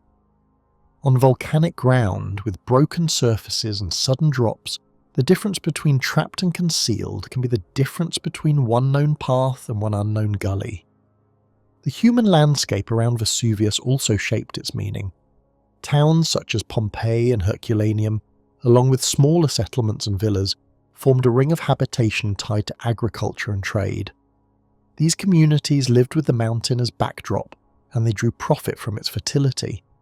Villas and farms were not only homes, they were administrative units of production, storing grain and wine, managing enslaved labour, and maintaining tools, animals, and presses. They were also nodes of surveillance, because an estate manager notices strangers, and a household notices missing supplies. This is important for understanding why a mountain refuge could work at all. It offered proximity to resources, but also demanded careful raiding and careful concealment. The fugitives could not live on the summit alone. They had to interact with the productive world below, taking food, recruiting people, gathering intelligence. The mountain was therefore not an isolated hideout. It was a platform that allowed contact to be controlled, chosen, and timed. Vegetation on the mountain would have varied with elevation and exposure, and even a brief description can reveal why it mattered. Lower slopes were shaped by cultivation, with vines trained along supports, with olive trees in suitable places, and with patches of woodland left for fuel and building material. Higher ground, less worked, would have offered scrub-scattered trees and rocky clearings, a landscape that provides cover without providing comfort. A group camped there would have had to manage smoke because smoke is visible. It would have had to manage sound because sound carries oddly in valleys and over open slopes. It would also have had to manage injury and fatigue, because steep terrain punishes the legs and makes every carrying task heavier. Even collecting firewood becomes a tactical activity when a pursuit is possible, because splitting into small parties increases risk, yet staying together increases consumption and visibility. The mountain therefore demanded discipline of the kind a gladiator school inadvertently produced: routine, guard shifts, tool maintenance, and the ability to move as a unit when alarm came. When later writers describe the use of vines as improvised ropes or ladders, they are drawing on a feature of this landscape that would have been immediately available in a cultivated region. Vines are not only plants, they are fibrous structures that can be cut, twisted, and tied. In vineyard country, people routinely handle them, prune them, bind them, and train them. A fugitive force that included men accustomed to rural labour, and that camped on a mountain known for vines, would have had access to this material in abundance. The detail is attractive to historians because it connects terrain, agriculture, and tactic in one image. It also fits a broader truth about ancient warfare and survival that many tools of improvisation are agricultural because agriculture supplies cords, stakes, blades, baskets, and the daily knowledge of how materials behave. Whether every element of the story is exact, the underlying logic is coherent. Vesuvius was not simply steep rock. It was steep ground braided with cultivated plants and human practice.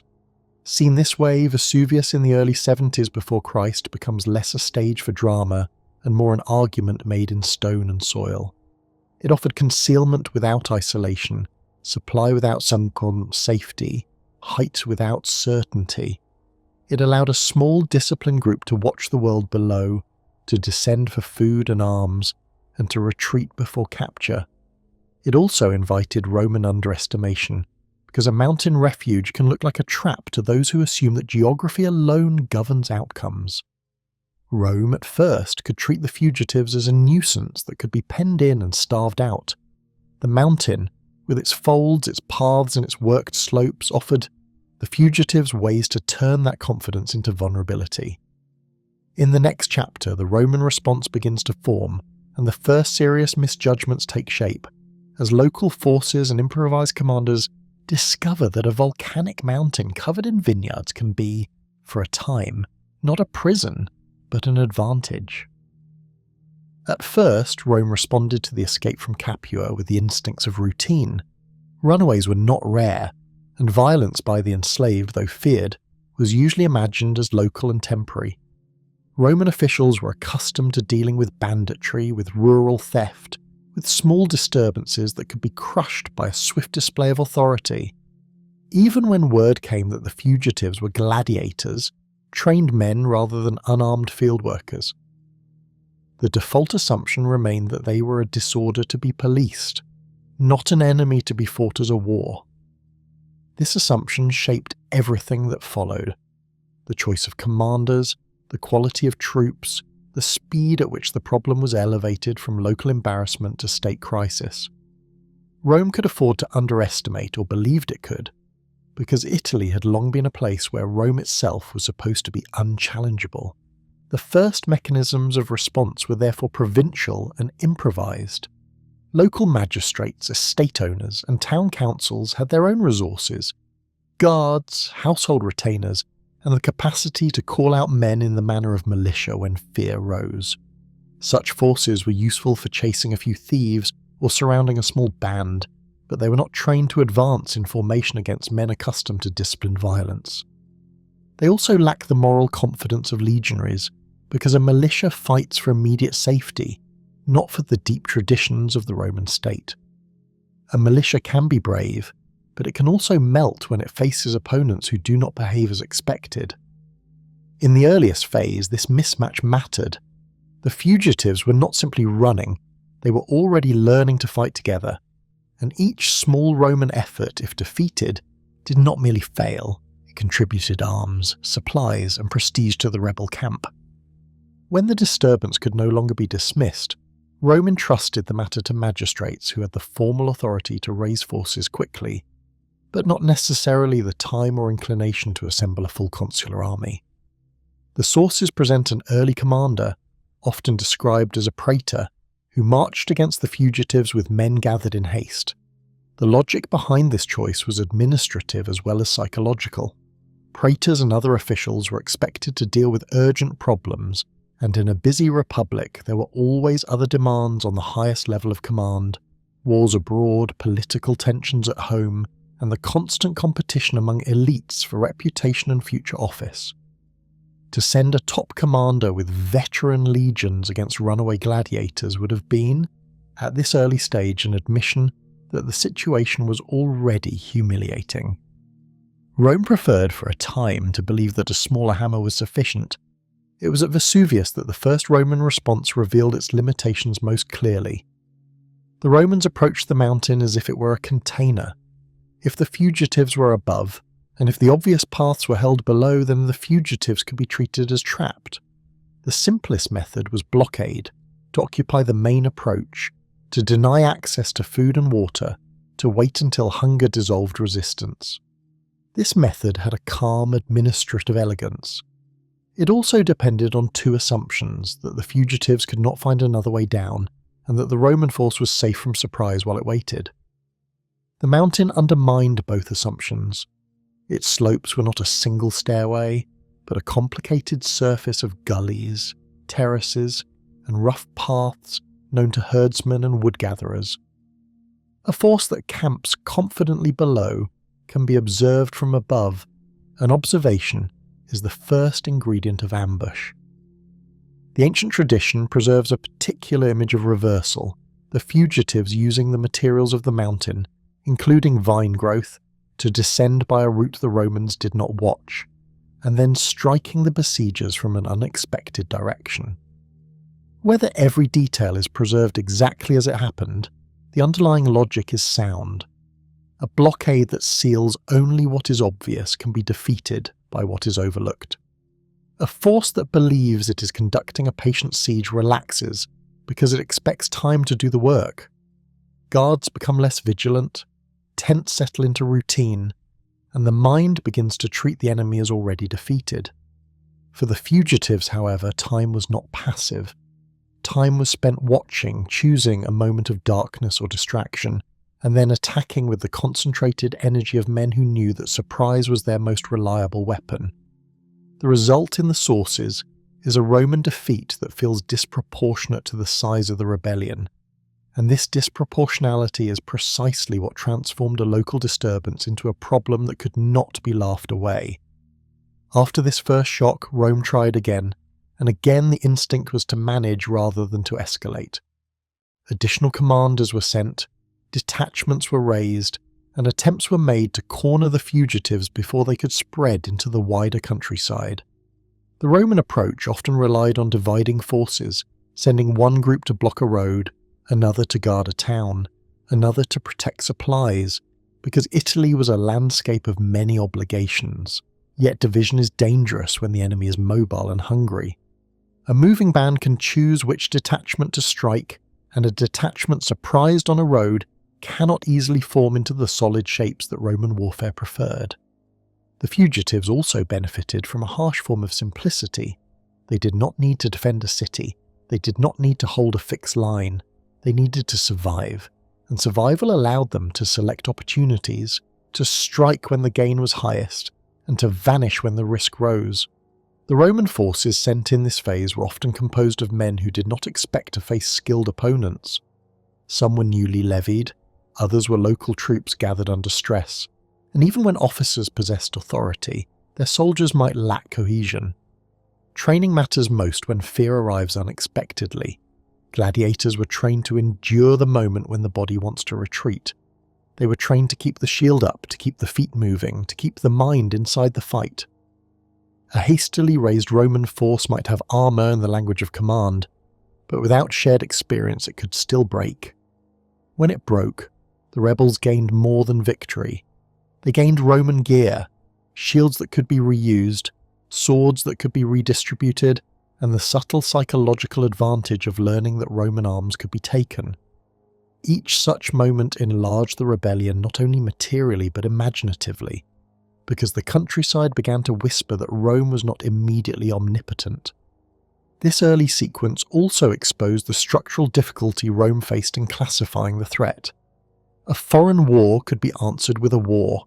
A domestic crime could be answered with policing. The revolt of Spartacus was neither category cleanly. It was domestic in location, but foreign in the sense that its leaders were outsiders in Roman eyes. It was criminal in Roman law because enslaved people who resisted were defined as property in revolt, but it was military in practice because the rebels fought organised engagements and moved like a force. This ambiguity delayed an appropriate response. Political leaders hesitated to grant the rebels the dignity of an enemy, because to do so was to acknowledge that enslaved men had compelled the Republic into serious mobilization on its own soil. Yet hesitation itself was costly. By the time the Senate and the higher magistracies began to grasp that the revolt had become something larger, the rebels had already acquired momentum, recruits, and the confidence that comes from surviving repeated attempts at suppression. Behind the scenes, other pressures likely reinforced this tendency to send lesser force first. The late Republic was rarely at peace in the full sense. Commanders and legions were often committed beyond Italy, and political competition within the city itself consumed attention and resources. To draw veterans back from distant commands, to disrupt established military plans, or to assign a major figure to crush runaways, could be politically inconvenient as well as strategically expensive. Rome's strength lay partly in its ability to wage multiple efforts across a wide world, but that same wide world could make Italy feel dangerously like a place that could be managed with leftovers. The earliest Roman responses to Spartacus reflect that confidence, the belief that the centre could endure without the full weight of the state being turned inward. By the end of this early phase, Rome had learned a lesson it did not want to learn, that a band of escaped gladiators could not be treated as a minor nuisance. It had already tested small forces and found them insufficient. It had already seen the rebels use terrain, surprise, and discipline to defeat commanders who assumed that containment was easy. It had also indirectly advertised the possibility of escape to countless enslaved workers and desperate free poor in the countryside, who now saw in the rebels not only danger, but opportunity.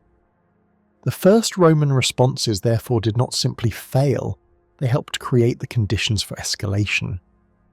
In the next chapter, the rebellion's internal structure begins to matter more, because the rebels are no longer merely surviving, they are becoming an army.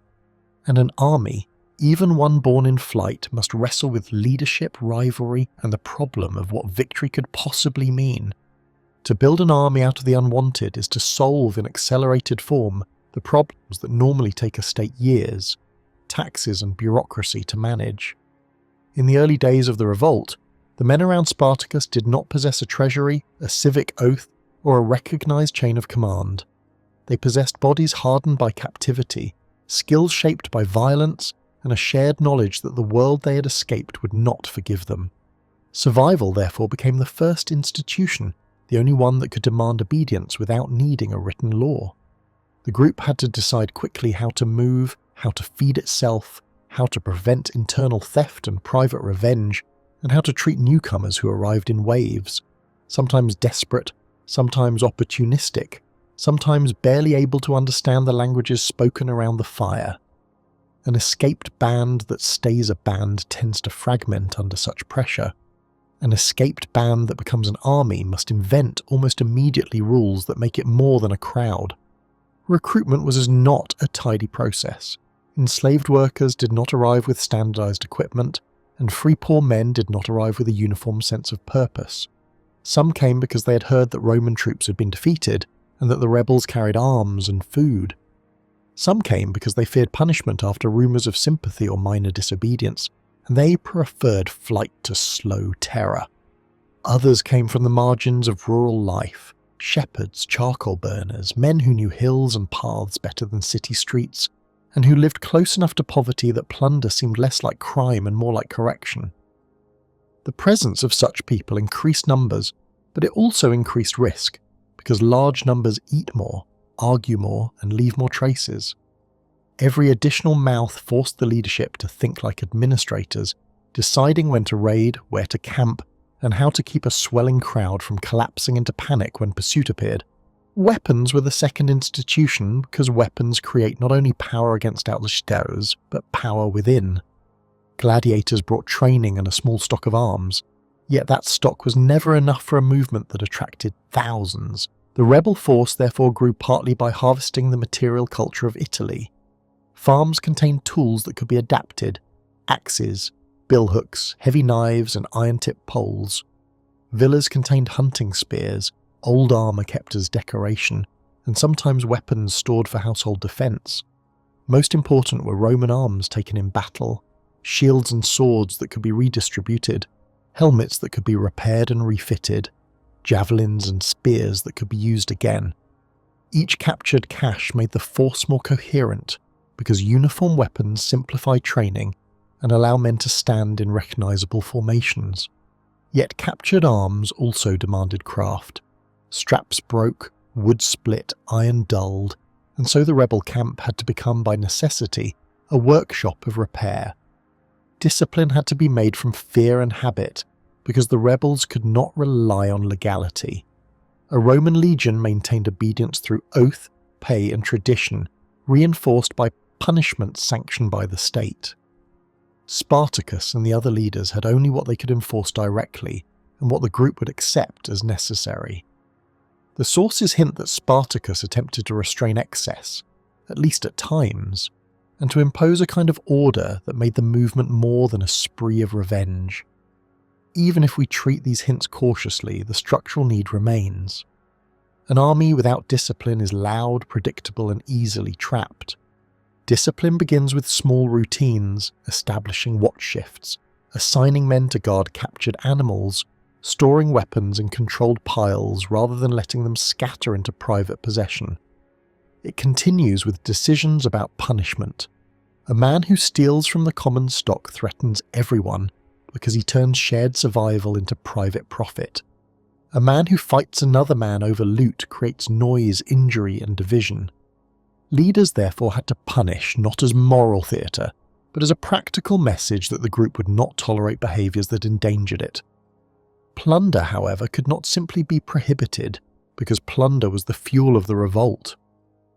Without a supply train or fixed base, the rebels lived off what they could seize: grain, wine, salted meat, clothing, blankets, animals, and tools.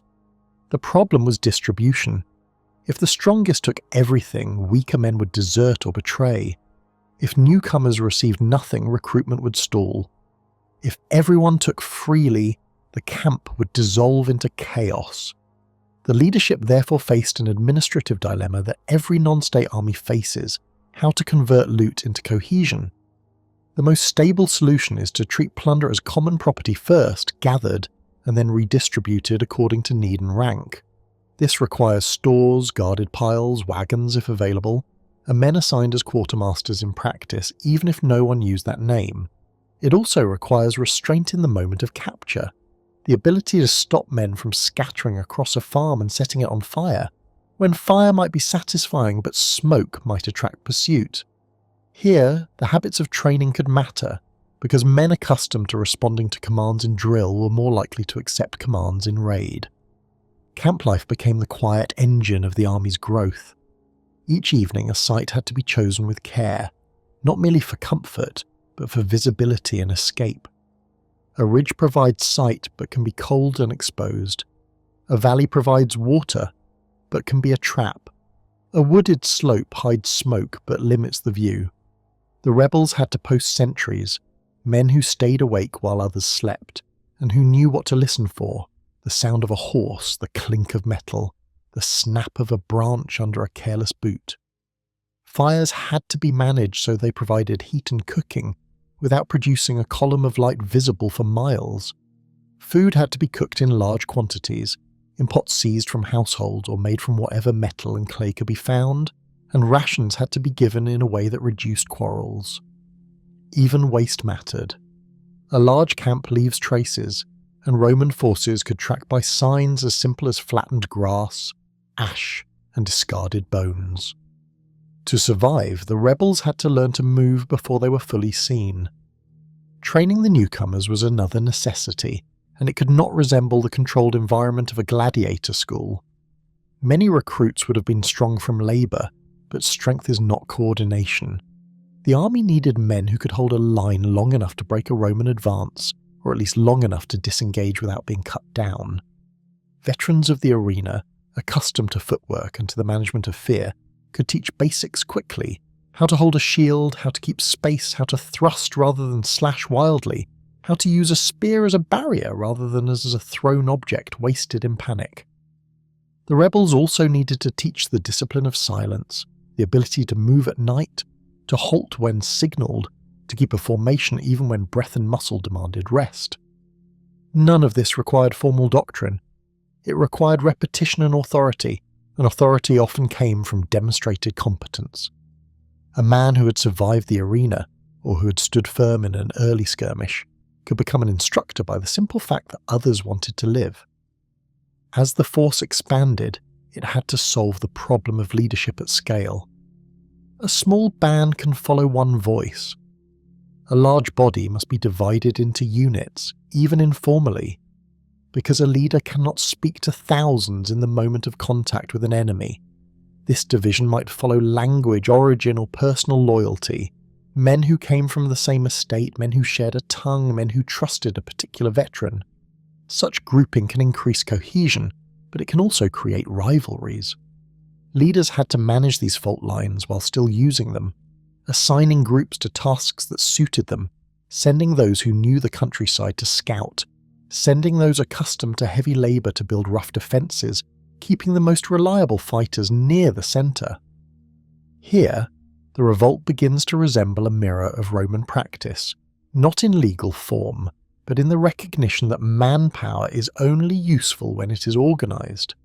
Rome's own methods, the ordering of men into ranks and the division into functional roles, were copied not out of admiration, but out of necessity, because necessity tends to force similar solutions on different sides. The psychological transformation was as important as the logistical one. A newly escaped enslaved person carries fear inside the body, fear of capture, fear of torture, fear of being made an example. To keep such people in a fighting force, leaders had to offer not only food and weapons, but a sense that staying together was safer than scattering. This safety was partial and fragile, but it could be made believable through success. Each time the rebels defeated a Roman detachment or escaped a trap, the group's identity hardened, becoming something more than an accident of flight. Yet success also brought temptation. Some men might begin to see the movement as a chance for revenge, others as a chance for wealth, others as a chance simply to survive the winter. These different motivations could coexist for a time, but they pulled in different strategic directions, and the leaders had to hold them together without the instruments of a state. They had to speak through action, through where they marched, what they attacked, and what they refused to do. In this way, the army of Spartacus was built from people Rome had trained itself not to see as political actors. The enslaved were supposed to be labour, not decision. The rural poor were supposed to be background, not agency. Gladiators were supposed to be spectacle, not strategy. Yet the revolt gathered these categories into a single moving force, and the force began to develop the behaviours of a military body: discipline, supply, training and command, while still carrying the instability of its origins. This is why Rome's early underestimation was so costly. It allowed time for improvisation to become habit, for habit to become organisation, and for organisation to become threat. In the next chapter, that internal complexity becomes more visible, as other leaders rise alongside Spartacus, as factions emerge, and as the rebel camp begins to experience the pressures that come when an army must decide not only how to fight, but what it is fighting for. As the fugitives became an army, the greatest danger they faced was not always a Roman sword, but the quiet mathematics of disagreement. A small band can be held together by the single fact of pursuit, because everyone shares the same immediate fear. A large force, swollen by thousands of new arrivals, begins to contain different pasts, different languages, and different expectations of what survival should lead to. Our sources, written later and with limited sympathy, do not record debates in the camp in detail, Yet they repeatedly reveal the effects of division. They show us separate commanders, separate groups, and separate fates. This is enough to justify a cautious conclusion that the rebel camp was never a unified nation, but a coalition held together by necessity and by the charisma or competence of a few leaders, and strained constantly by the question of direction, whether to flee Italy, to plunder Italy, or to attempt something more permanent within it. The very names preserved by Roman authors hint at this complexity. Spartacus is presented as Thracian, while other leaders are labelled as Gallic or Germanic, most famously Crassus and Ennomaus. These labels are Roman categories, often broad and imprecise, and they describe how Romans sorted foreigners as much as they describe precise identities. Still, the categories mattered inside the camp, because language groups tend to cluster under pressure, and men who share a tongue share jokes, commands, and reassurance more easily than men who must translate every decision. A gladiator school had already assembled such mixtures, and it had imposed discipline from above, using guards and trainers. Once the walls fell away, discipline had to be negotiated, and negotiation is harder when trust is thin. Authority could not rely on office or law. It had to be earned daily, by keeping men fed, by choosing camps that were not traps, and by distributing plunder in a way that felt, if not equal, then at least survivable. Plunder, in particular, was a solvent that could dissolve unity as easily as it sustained it. The rebels lived on what they took, and taking creates immediate disputes, because wealth in motion is hard to measure and easy to hide. Grain can be carried away in sacks, but coins can vanish into clothing, jewellery can be swallowed, and fine weapons can be claimed as trophies. Roman society itself had long struggled with the political consequences of war spoils, and the rebel camp faced a sharper version of the same problem, without courts or magistrates to arbitrate. If one group believed it fought while another group benefited, resentment would grow. If newcomers believed they were being used as expendable bodies, they might desert or revolt within the revolt. Thus, leadership required an ability to restrain private greed, not out of moral purity, but because a hungry army that fights itself becomes an army that can be destroyed by a smaller, disciplined opponent. The strategic question of where to march intensified these tensions. The ancient narratives often present Spartacus as repeatedly turning northward, toward routes that could lead out of Italy, while other groups are portrayed as preferring to remain in the richer southern regions where plunder was easier. This may be a simplification, and we should treat it as a pattern rather than as a transcript of intention. Yet the basic dilemma is structurally real. Leaving Italy promised a kind of freedom, but it also required moving through unfamiliar territory, crossing rivers and mountains, and confronting the problem of what lies beyond. Some recruits may have had no homeland to return to, or no realistic hope of safety outside Italy, and for them the idea of departure could feel like exchanging one uncertainty for another. Others, especially those who had endured the discipline of a gladiator school, might have preferred the hard clarity of escape to the slow corrosion of living as outlaws among the estates and towns that would never stop hunting them. Within this strain emerges the most clearly attested split, associated with Crassus. Our sources indicate that at a certain point a substantial part of the rebel force separated from Spartacus moved independently and was then defeated by Roman forces. The numbers given vary by author and are often rounded, but the story is consistent enough to be treated as a real division with real consequences. The defeat of this separated group mattered for several reasons. It reduced manpower, it removed experienced leadership, and it showed Rome that the rebellion could be broken in pieces if those pieces could be isolated. It also showed the rebels that size alone was not security. A large camp is harder to feed, harder to conceal, and harder to move quickly. Splitting can feel like relief. Fewer mouths, fewer quarrels, more speed, yet splitting also invites defeat in detail. This is one of the oldest lessons in warfare, and the revolt learned it under the harshest conditions, with no margin for retreat into law. Plutarch preserves a detail that, whether fully literal or partly shaped by literary habit, reveals the emotional texture of the rebel camp.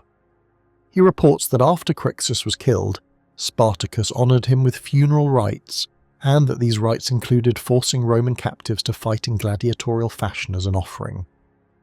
The number given in the tradition is 300, a figure that may be schematic, but the act itself is plausible within the moral universe of men shaped by the arena. Here the revolt appears not only as a military movement, but as a community attempting to generate its own rituals and its own forms of meaning. It also reveals a grim inversion. Rome had used gladiatorial death as spectacle and as display of dominance. Now rebels, born from that system, use the same language of blood to mark loss and solidarity. Whether one reads this as revenge, imitation, or a desperate attempt to build identity, it indicates that the camp was not merely a collection of thieves. It was becoming a society under stress, and societies under stress create rites that bind, even when those rites are brutal. The death of Maus, mentioned in some sources as another early leader, points to another feature of rebel politics, the fragility of command. In a state army, commanders can be replaced through formal appointment, and the institution survives individual loss. In the rebel camp, leadership was personal and therefore vulnerable. A leader killed in battle did not simply remove a tactician. He removed a node of loyalty around which men of similar origin or similar experience might have clustered.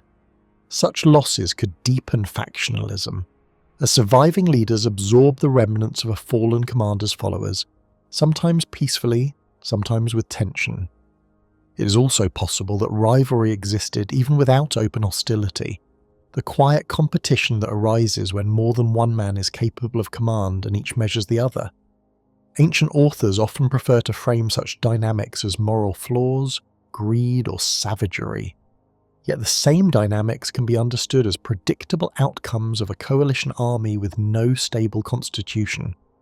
Rome watched these divisions closely because Roman commanders understood that internal cohesion is the difference between a raid and a war. Roman political culture was built on managing factions within the elite, and Roman military practice was built on turning diverse Italian communities into a single discipline line. The revolt, by contrast, was diversity without the mechanisms that normally force unity. This is why early Roman responses, though initially clumsy, began to improve as the Senate grasped the nature of the threat. Roman forces could aim not only to defeat the rebels in open fight, but to pressure them into choices that made unity harder, by occupying roads that forced detours, by guarding river crossings that separated groups, and by making the countryside less reliable as a source of food. Hunger does not merely weaken muscles, it sharpens arguments. It makes men accuse one another of hoarding, and it makes leaders seem less legitimate when they cannot produce supplies.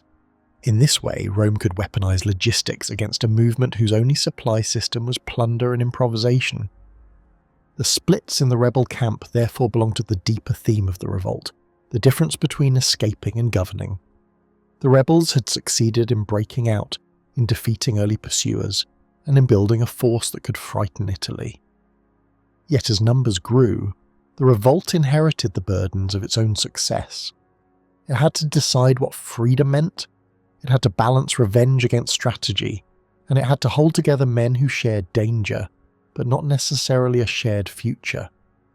Our sources do not allow us to hear the arguments as they were spoken. They allow us to see only the outcomes, a march here, a separation there, a defeat that removes a leader, a ceremony that tries to preserve solidarity. In the next chapter, these pressures will meet a new Roman response, more systematic and more ruthless, as the Republic turns from improvisation to discipline and chooses commanders who intend not merely to chase fugitives, but to rebuild Roman authority through fear, engineering, and relentless pursuit. As the revolt grew beyond its first refuge, it began to behave less like a single flight and more like a moving weather system. It did not simply travel, it affected everything it passed over.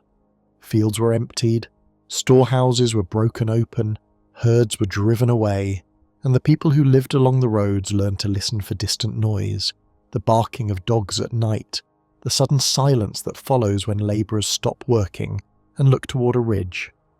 Rome's earliest mistakes had allowed time for numbers to swell, and once the rebel force became large, it could not remain hidden even if it wanted to. A small group can live on scraps and concealment. A large one needs grain by the cartload, animals to slaughter, cloth to keep warm, and metal to replace what breaks. That need forced contact with the settled world of Italy, and contact meant the war spread, not always by deliberate strategy, but by the unavoidable pressure of mouths and movement. Italy was uniquely suited to this kind of spreading crisis because it was laced with roads. Roman roads were not only travel routes, they were instruments of administration, carrying tax revenue, legal messages, and soldiers. In a normal year, these roads made the state feel present everywhere. In a year of revolt, the same roads became conduits for panic. News moved along them before armies did. Merchants arrived in towns with rumours, mule drivers spoke at inns, and couriers carried reports to magistrates who were never sure whether the danger described had already moved on. The rebels could use roads for speed, but roads also channeled them into predictable lines. So the movement likely alternated between rapid marches along known routes and evasive detours into rougher country, especially toward the ridges and passes where the land itself could obscure direction. In this way, the war did not advance like a front. It pulsed, appearing, vanishing, and reappearing somewhere else with the unsettling logic of mobility. The countryside the rebels moved through was not empty space between cities, but a working machine of production. Large villas functioned as administrative centres for estates, with storage rooms for grain, oil and wine, presses and vats, workshops for tools, and quarters for enslaved labourers. Smaller farms, too, kept reserves, because a household survived winter by what it stored in autumn. These stores were the obvious targets of a force that lacked a supply train, and so estate owners faced a new kind of vulnerability. Walls that kept out casual thieves were not designed to resist a determined group willing to break doors and burn roofs. Managers who relied on the threat of punishment to control workers now feared that workers might open gates from within. Even when a villa was not attacked, the mere possibility could disrupt routine, delaying harvest, scattering labourers, and making the countryside less productive at the very moment Rome most needed stability. For ordinary Italians, the war was experienced as uncertainty, rather than as a sequence of famous battles. A town might hear that the rebels were nearby and close its gates, only to discover the next day that the threat had moved elsewhere. A village might decide to resist and then reconsider when it learned that a militia force had been defeated. Some communities likely tried to buy safety by providing food, while others tried to prove loyalty by hunting stragglers and sending heads or captives to local authorities. These reactions would not have been uniform, and our sources do not map them carefully, but the social logic is clear. People under threat adopt whatever posture seems most likely to preserve life and property. That can include courage, but it can also include compromise, silence, and selective blindness. The war therefore spread not only through the rebels' movement, but through the shifting decisions of communities that did not want to become battlegrounds. As the rebel force moved beyond Campania, it entered regions where the landscape changed, and with it the practical problems of survival. The Apennine spine running down Italy offered both shelter and hardship. Hills and mountains provide concealment grazing and routes unknown to city soldiers, but they also limit the amount of food that can be taken quickly. Plains and coastal areas offer dense agriculture and easier marching, but they expose movement to watchers and riders. A large rebel camp had to keep learning these trade-offs, choosing between hunger and visibility. The farther the rebels ranged, the more they depended on scouts and local knowledge, because a wrong turn could lead into a cul-de-sac of valleys, or toward a town strong enough to resist, or into a corridor where Roman forces could block the exits. In that sense, the war spread across Italy as a constant negotiation with terrain, a moving attempt to stay ahead of the state's ability to concentrate force. The spread also altered the human composition of the revolt. Each new district contained enslaved workers who lived under different masters, in different arrangements, some in field gangs, some in workshops, some in domestic service. A rumour of rebels was a spark, but whether it became a flame depended on conditions on the ground. A harsh estate, a recent punishment, a manager feared for cruelty, might generate more flight than a household where enslaved people had ties and small privileges that made the risk of escape feel unbearable. Free poor men were also part of the equation, especially in a late republic that had seen dislocation from land and war. Some may have joined for plunder, others for protection, others because they had already been pushed to the margins by debt and insecurity. These additions increased strength, but they also increased instability, because a movement built from many motives must constantly prevent the strongest motives from tearing it apart. The war spread too because Rome's response required movement of its own, and those movements created friction across the same countryside. When Roman detachments marched, they requisitioned supplies, demanded lodging, and consumed the food stores of towns that were already anxious. Communities might find themselves squeezed between two armed forces, one representing the state, the other representing desperation. The presence of Roman troops could provoke rebel attack, while the absence of Roman troops could invite rebel raiding.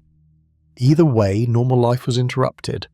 Markets became cautious because merchants feared ambush and loss. Landowners pulled valuables into city houses or fortified villa compounds. Roads that normally carried trade began to carry armed escorts. This is how a revolt becomes a war in practice. It does not need to besiege Rome itself to reshape Italy. It only needs to make the basic routines of production and travel feel unsafe. Seasonality added another layer, because Italy's agricultural calendar is a quiet but powerful governor of conflict. Harvest produces stored grain, and stored grain can feed armies. After harvest, fields are bare and a raiding force must rely more on stored supplies and livestock. Winter brings cold in the highlands and mud on roads, slowing pursuit and slowing flight. A large force must either keep moving to avoid being cornered or find a place to settle temporarily, a form of wintering that offers shelter, grazing, and access to food. Our sources suggest periods when the rebel army occupied certain regions more heavily, and whether or not every detail is precise, the underlying necessity remains. An army cannot improvise forever without rhythm.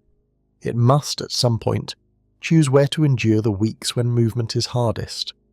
Each such choice to linger in one district to draw supplies repeatedly from the same countryside spreads the war by deepening local impact, provoking Roman countermeasures, and forcing surrounding communities to decide where they stand. As the rebellion widened, so did the Roman sense of humiliation. Italy was supposed to be the secure heart of Roman power, the reservoir of manpower and revenue from which overseas campaigns were sustained. To have an enemy force led by people Rome defined as property, roaming through that heartland, threatened not only physical safety but the Republic's self-image. This psychological dimension fed the cycle of escalation. The more the rebels moved and survived, the more they attracted followers who believed survival was possible, and the more Roman leaders feared the example as much as the immediate damage. The war spread across Italy, therefore, as a crisis of authority. It revealed that roads and laws and punishments could be disrupted when enough people ceased to obey, and it forced Rome to confront a contradiction it preferred to ignore, that the same system which created wealth through slavery had also created a concentration of trained, disciplined, and desperate men capable of turning that system against itself. By the time the revolt had ranged widely, the question was no longer whether Rome would respond, but how. A scattered series of local actions could not solve a problem that moved faster than local coordination. Rome needed a commander willing to impose discipline on Roman troops as harshly as it imposed it on enemies, and willing to treat the conflict as war, even while refusing to dignify the rebels as equals. That pivot, from improvised pursuit to systematic pressure, marks the next stage of the story. In the next chapter, the Senate's choice of leadership becomes central as Rome turns to a man whose wealth, ambition, and ruthlessness made him willing to rebuild Roman authority by force, not merely by chasing the rebels from one district to another, but by tightening a net across the landscape they had been using as their refuge. By the time the war had spread beyond Campania, the Senate could no longer treat it as an inconvenience delegated to the nearest magistrate. Reports did not arrive as a single clear narrative. They arrived as fragments, a messenger breathless from the road, a landowner's letter carried by a slave or freedman, a magistrate's complaint that his town could not hold its gates forever. Each fragment carried the same implication, that the rebels were not dissolving, and that attempts to contain them had instead supplied them with arms, confidence, and recruits. In Rome, where public life depended on the belief that the state could command obedience, this was not merely a military embarrassment, it was a civic threat, because rumour itself could become disorder, and disorder could invite factional violence inside the city. The Senate was accustomed to fear, but it preferred fears that could be projected outward. Foreign kings, distant revolts, pirates at sea, these were dangers that confirmed Rome's importance without undermining Rome's authority over Italy. Spartacus was different. The revolt unfolded in the landscape that Romans imagined as theirs by nature, the land of farms, colonies, roads, and allied towns that had supplied legions for generations. To admit that a slave army could roam there was to admit that the Republic's most basic social arrangement could fail. Senators, whose wealth often rested on estates worked by enslaved labour, had personal reasons to dread the example. If the revolt could not be crushed quickly, then every locked slave quarter, every gang in the fields, every workshop behind a villa wall might begin to feel like a future camp of fugitives. In the late Republic, the machinery of decision in crises was both formal and deeply human. The Senate met in spaces that were architectural expressions of authority, stone halls where voices echoed and where rank could be read in seating and proximity. Decisions were made through debate, but debate was shaped by reputation, rivalry, and the careful weighing of advantage. When panic rises in such a body, it does not usually appear as shouting and chaos. It appears as a tightening of speech, a faster movement towards solutions that preserve dignity, and a sudden willingness to grant extraordinary powers to men who promise results. The same senators who wished to deny the rebels the dignity of an enemy also began to understand that denial had become costly. If Rome continued to send inadequate forces, Rome would continue to be defeated, and each defeat would make Italy more unstable. The Senate also had to face the plain record of recent failure. Roman forces sent against the rebels had not only been defeated, they had been defeated in ways that suggested a persistent mismatch, improvised troops against men trained for violence and hardened by desperation. The sources indicate that commanders of significant rank had already engaged the rebels and suffered reversals, including the consuls of the year commonly associated with the war's widening, the men whose very office was meant to embody the Republic's capacity to command armies. Ancient authors differ in emphasis and sequence, but the broad impression is consistent. The revolt had survived contact with serious Roman authority. It had not been ended by a single punitive expedition. This meant that the Senate had to choose either to continue as before and risk repeated humiliation, or to shift decisively and appoint a commander willing to impose harsh discipline and to treat the conflict as a true campaign. The choice fell on Marcus Licinius Crassus, a decision that tells us much about the political psychology of the moment. Crassus was not selected because he was universally loved. He was selected because he was seen as capable, ambitious, and invested in victory. He belonged to the narrow circle of men whose private resources could amplify the state's effort, men who could finance equipment, rewards, and logistical needs without waiting for slow public process. His wealth was famous, and Roman society rarely separated wealth from power. He could recruit, supply, and reward, and in a crisis the promise of reward becomes a tool as real as iron. The Senate could also calculate that a man so eager for distinction would not treat the command as a minor burden. He would treat it as a stage. Crassus also carried a particular relationship to fear and authority because he had lived through the recent era of civil conflict. During the dictatorship of Sulla, Rome had seen the proscriptions, the public listings of enemies, the confiscations, and the conversion of violence into property. Crassus was remembered as a man who emerged from that world wealthier than before, a figure shaped by the lesson that political survival could be turned into profit, and that profit could be turned back into political leverage. Ancient sources do not invite us into his private conscience with certainty, but they do allow us to see how he was perceived, as hard, calculating, and willing to use severity. In a conflict against runaway slaves, severity was precisely what many senators believed was needed, not only to win battles, but to restore the sense that Rome could punish disobedience without hesitation.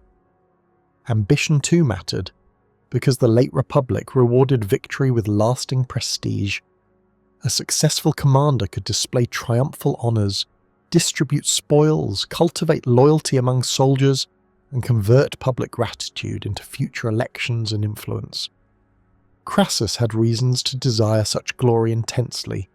Other men of his generation had accumulated reputations through major wars, and Rome's political culture made comparison unavoidable. To crush a revolt on Italian soil might seem on paper less noble than conquering a foreign kingdom, yet the very humiliation of the revolt created an opportunity. A man who ended it could claim to have saved Italy from internal ruin. He could present himself as the restorer of order. In a society where memory was a kind of currency, this could be made valuable. The Senate's choice also reflects a preference for a commander who would not hesitate to discipline Roman troops as well as enemies. The problem was not only the rebels' strength, it was Roman weakness in the early responses, weakness of training, cohesion, and morale. In a republic that often relied on citizen soldiers and on commanders whose authority came from election, enforcing discipline could be politically costly. To punish Roman citizens harshly risked resentment and scandal. Yet the situation demanded it, because troops that expect an easy policing action do not fight with the steadiness required against an enemy that has learned to strike first and withdraw. Crassus was the kind of man who could accept the political cost of harsh measures if harsh measures produced victory, and the Senate in its panic was willing to accept that bargain. There is also a wider strategic context that sharpened the Senate's urgency. Rome's power was not concentrated only in Italy. Commands existed elsewhere, commanders were active in other theatres, and the Republic's elite were always aware that glory achieved abroad could outweigh glory achieved at home. This created an anxiety that the Spartacus War might become, in political terms, the kind of command that attracts competition. If Crassus failed, another man might succeed and claim the credit. If Crassus succeeded, he could rise dangerously in prestige. The Senate had to balance these fears, choosing a man strong enough to win, but not, in their hopes, strong enough to dominate the state afterward. In practice, such balancing often failed, because success creates its own momentum, and the Republic repeatedly discovered that extraordinary commands tended to produce extraordinary men. When Crassus took up the command, the conflict entered a new phase not because the rebels suddenly changed, but because Rome's approach changed. The Senate was no longer experimenting with half measures. It was committing to sustained pressure, to reform discipline, and to a strategy designed to deny the rebels the freedom of movement that had allowed them to spread across Italy. The city's panic therefore solidified into policy. Messengers still arrived, rumours still moved, and a state still feared the night, but the Republic had at last selected a leader, prepared to conduct the war with method. In the next chapter, that method becomes visible, as Crassus rebuilds Roman discipline with an almost brutal clarity, turning the Roman army itself back into the instrument it was meant to be, and preparing to tighten a net around a force that had lived, until now, by speed's surprise and the constant hope that Rome would continue to underestimate it. When Crassus accepted command against Spartacus, he inherited more than a battlefield problem. He inherited an injury to Roman confidence. Earlier efforts had failed not only because the rebels were bold, but because Roman forces had arrived piecemeal, uncertain of their purpose, and too ready to treat the conflict as a minor disturbance. Men who expect policing do not brace themselves for war, and men who have already been surprised once begin to move with hesitation. In the Republic, hesitation could be contagious, spreading from rank to rank, until a unit that looks numerous on a roster behaves like a much smaller force in the moment of danger. Crassus understood that before he could defeat the rebels, he had to defeat the habits that had grown inside his own army: carelessness, loose obedience, and the quiet belief that someone else would solve the problem. Roman discipline was not a single rule, but a whole ecology of practice, oath, hierarchy, routine, and punishment. Soldiers were bound by a sacramentum, a sworn commitment that made obedience sacred as well as practical. Orders moved through a chain of command in which centurions were crucial, not aristocratic ornaments, but working professionals who enforced formation, distributed duties, and struck the idol with the vine staff that symbolized authority. The camp itself was a daily instrument of control, because the Roman army did not simply sleep where it happened to stop. It dug, measured, and built, turning a temporary halt into a fortified space with gates, ditches, and ramparts. This routine made the army predictable to itself, and therefore harder to panic. Crassus did not invent these systems. He reactivated them, insisting that against an enemy born from speed and surprise, Rome would return to its oldest advantage, disciplined repetition. He also had to rebuild a fighting instrument quickly, and that meant gathering forces that were not uniform in experience. Some units would have been remnants of earlier operations, already marked by defeat, while others were newly levied men pulled from civilian life. New recruits needed to learn how to march with weight, how to keep step without falling out, and how to carry shield and weapon for hours without letting fatigue turn their guard into a suggestion. Veterans needed to unlearn the reflex of caution that becomes cowardice when it spreads. Training therefore became a form of triage. Drills in forming line, in advancing and withdrawing, in responding to trumpet signals, and in keeping ranks tight under stress were not glamorous, but they were the language in which Roman armies spoke to one another. Crassus pressed this language back into their bodies until obedience was not a thought but a reflex. Yet discipline in Rome was never only instruction. It was also fear, applied with a bureaucratic precision that could be as chilling as any blade. The sources preserve an early incident that reveals Crassus's approach. A subordinate commander, often named as Mummius, is said to have disobeyed instructions and attacked the rebels prematurely, suffering a reverse. In response, Crassus is reported to have imposed a punishment that later authors describe as a decimation, the selection of 1 man in 10 for execution by his comrades. Decimation was not a routine tool in most Roman campaigns, but it was an old and notorious one, remembered precisely because it was rare and extreme. Our sources, writing later, may emphasize it for dramatic effect, yet the very persistence of the tradition suggests that Crassus made a severe example, whether by full decimation or by punishments close enough in spirit to be remembered as such. The intention was clear: to make fear of disobedience heavier than fear of the enemy.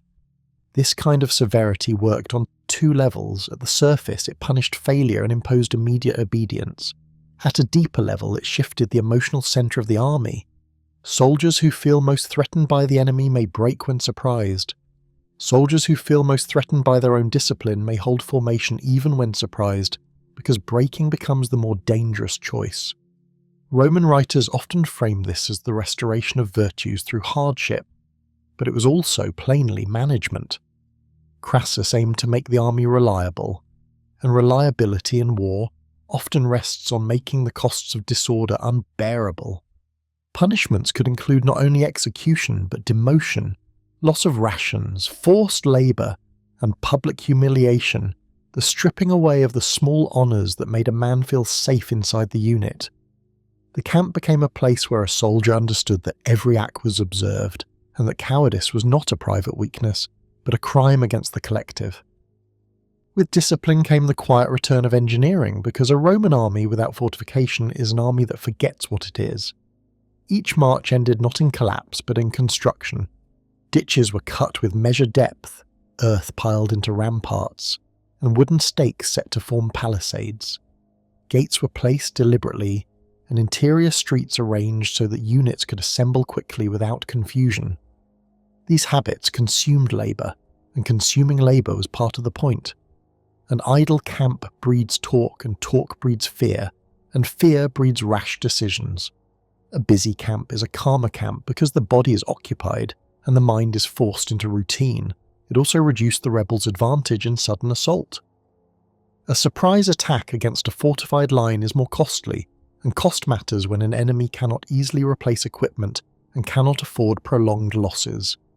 Crassus also tightened control over movement and supply. Earlier Roman attempts had often been reactive, rushing toward rumours and arriving too late. A disciplined campaign demanded scouts, controlled marches, and the protection of baggage because supplies were not optional. Grain, salt, and fodder had to reach the army reliably, whether through requisition, purchase, or organised transport. If soldiers scattered to loot, they not only offended local allies and ruined the countryside Rome needed to stabilise, they also turned into isolated targets easy to pick off by a mobile enemy. So discipline included restraint, the refusal to let a victory dissolve into disorder, and the refusal to let hunger become an excuse for breaking formation. When necessity required taking supplies, it had to be done under guard and record, not as a riot. In this way, Crassus aimed to deny Spartacus the easy harvest of Roman mistakes. At the same time, discipline was not only punishment, it also included reward, because an army held together solely by fear becomes brittle. Crassus could offer pay, shares of plunder taken from the enemy, and advancement for those who showed steadiness. In Roman practice, promotion could be swift for a man who proved useful, a soldier could be elevated to a minor command, or a centurion could be advanced to a higher grade, bringing both honour and practical authority. Such rewards created a counterweight to despair. They told the army that obedience would not merely keep a man alive, it could also improve his standing. Crassus, ambitious by nature and operating in a political culture that measured men by results, understood that an army fights better when it believes victory will be recognised. He used both instruments, the stick and the promise of dignity, to rebuild the Roman habit of cohesion. The effect of this rebuilding was gradual, not theatrical. Discipline does not produce instant triumph, it produces predictability, and predictability is the foundation of pressure. As Crassus's forces became more reliable, the rebels began to face a different kind of opponent. Earlier Roman detachments could be shocked into retreat, leaving weapons behind. A disciplined line absorbs shock, holds, and then pushes back. Fortified camps reduced the rebels' ability to force quick decisions through surprise. Controlled marches reduced the chance of Roman units being caught straggling. Even when the rebels won local successes, they increasingly had to pay for them in time and casualties are dangerous for a force that lives by speed and recruitment. In the next chapter, this change in Roman behaviour becomes visible across the map of Italy, as Crassus begins to tighten the war into a net, turning mobility into a liability and making the rebels feel, more often, the closing presence of Roman method. As Crassus imposed discipline on his own forces, the character of the war shifted from pursuit to pressure. The rebels had lived by movement, by choosing where to appear and where to vanish, and by taking what they needed before a slow response could gather. Crassus aimed to remove that freedom, not by winning one brilliant battle, but by shrinking the spaces in which the rebel army could breathe. Scouts and cavalry patrols extended Roman eyes into the countryside, while fortified camps allowed Roman units to hold ground without dissolving at night into fear. The roads that had carried rumour now carried organised columns, and the rebels began to find that familiar routes were less often empty. Even when the rebels avoided direct collision, avoidance itself became costly, because detours consumed time and time consumed food, and food was no longer easily gathered when towns shut gates and estates hid stores behind walls. This tightening was felt first in logistics. A force that moves quickly can live on scattered plunder, but a force that is forced to move unpredictably begins to waste energy, returning to ground already stripped, or arriving too late to seize harvest, or finding that Roman patrols had warned the countryside ahead. Hunger in such conditions is more than discomfort. It becomes a political pressure inside the camp. Men who have joined for loot grow restless when loot becomes scarce. Men who have joined for safety lose faith when safety is replaced by constant marching. The leaders must respond by taking greater risks, attacking more heavily guarded places, or attempting to break through Roman screens. Crassus, in turn, could wait for these risks, because an army that is hungry becomes noisy and impatience produces mistakes. The net, at this stage, was not only made of soldiers, it was made of the shrinking availability of food, fodder, and predictable shelter. As the rebels were pushed farther into the south, the geography of Italy narrowed their options. The Lower Peninsula offers long lines of movement and fewer routes of escape, with the sea on either side and the Apennine spine shaping the interior. Our sources suggest that Spartacus and his followers eventually found themselves concentrated in the region the Romans called Bruttium, near the toe of Italy. This concentration made sense as a refuge because rugged ground and distance from Rome could complicate pursuit. It also made sense as a trap, because the farther south one goes, the fewer directions remain. In such a position, every march northward can be blocked more easily, and every delay increases the chance that additional Roman forces will arrive from other commands. The rebel army, large and mixed, carried its own weight like a burden. It needed room to spread out for foraging, yet spreading out made it vulnerable. It needed to stay together for strength, yet staying together made it hungry. It was in this narrowing landscape that Crassus employed the most famous engineering measure of the campaign. Ancient sources report that he built a line of fortifications across a neck of land, consisting of a ditch and rampart, reinforced in places by palisades and guarded points, with the intention of sealing the rebels into the southern tip and starving them into weakness. The exact dimensions and details vary in retelling, and ancient writers sometimes favour impressive numbers, but the basic concept is entirely Roman. A disciplined army can turn labour into strategy. Thousands of men with tools can carve a barrier where none existed, and a barrier need not be perfectly continuous to be effective if it forces the enemy to concentrate at a few crossing points. For the rebels, this was a new kind of threat. An ambush can be avoided by scouting. A fortified line changes the landscape itself, making escape depend on engineering, timing, and sheer force. The barrier created a pressure cooker of decisions. If the rebels remained behind it, they faced hunger and internal strain. If they attempted to break it, they faced organised resistance and the risk of heavy loss. The sources suggest that Spartacus did attempt negotiation, offering terms in exchange for passage, and that Crassus refused. We cannot reconstruct the words, and we should not pretend to hear them, but the possibility fits the logic of the situation. A leader responsible for thousands might prefer a route that preserves life, rather than one that tests everything on a single night assault.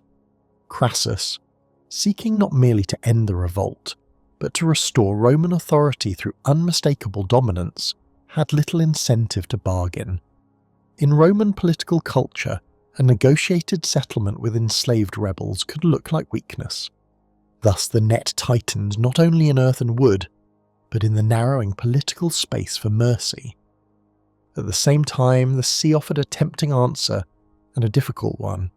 The southern coast faced Sicily, an island whose history was deeply entangled with slavery and revolt, and whose fields and cities could, in theory, provide a new base of operations.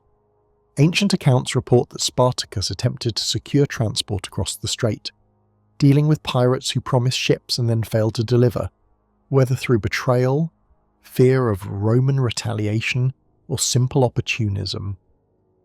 The sea is often imagined as a highway, but for a land army without a fleet it is a wall.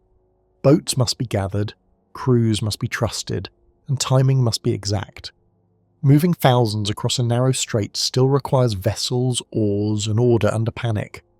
Even if a first wave crosses, what happens to the last wave when Roman forces arrive at the shore is a question that can destroy morale before the attempt begins.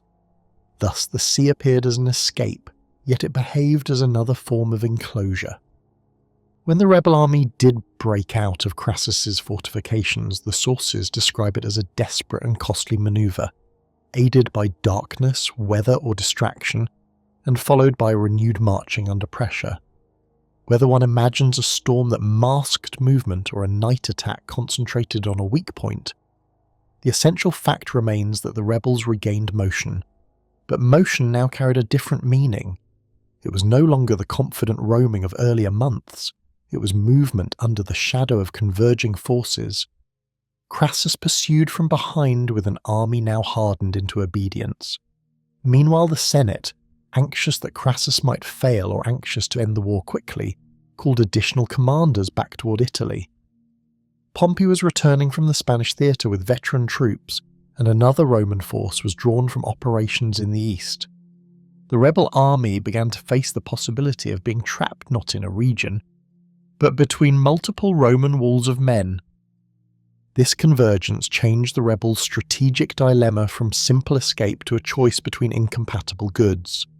If they tried to flee northward, they risked meeting Pompey's veterans and being pinched between armies. If they remained in the south, they risked starvation and encirclement. If they scattered, they reduced immediate hunger but surrendered the strength that kept Roman units cautious. A large mixed force can be held together by victory, but when victory becomes uncertain, unity becomes expensive. Some men would have argued for dispersal into banditry, 1,000 small survivals rather than one large gamble. Others would have argued for a decisive battle, because a decisive battle, if won, opens roads and restores confidence. The ancient narratives often portray Spartacus as moving, turning, recalculating, as if he were repeatedly searching for a corridor that did not exist. This may reflect the dramatic preferences of later writers, but it also reflects the real geometry of Italy when multiple Roman forces coordinate. Crassus's method in this phase was to keep the rebels tired, to strike at the margins, and to make every stop feel temporary. A Roman army that is properly supplied can endure long campaigns by rotating duties, maintaining camps, and using organised foraging. A rebel army without stable supply must raid constantly, and constant raiding exposes it to counterattack. When the rebels took a town or a storehouse, they could be forced to leave quickly, abandoning what they could not carry. When they tried to rest, patrols could appear, forcing them to form line, to move again, to spend the night anxious and sleepless. This kind of pressure does not always produce immediate battle, but it erodes the qualities that make an army coherent: patience, trust, and the belief that tomorrow will be manageable. The net tightened through fatigue as much as through walls. In the end, the tightening of the net made the central question unavoidable: whether the revolt was still an escape or had become a war for space within Italy. Escape required ships, passes, or borders that could be crossed. War for space required holding ground against Roman persistence, which demanded fortifications, supply, and a political structure the rebels did not possess.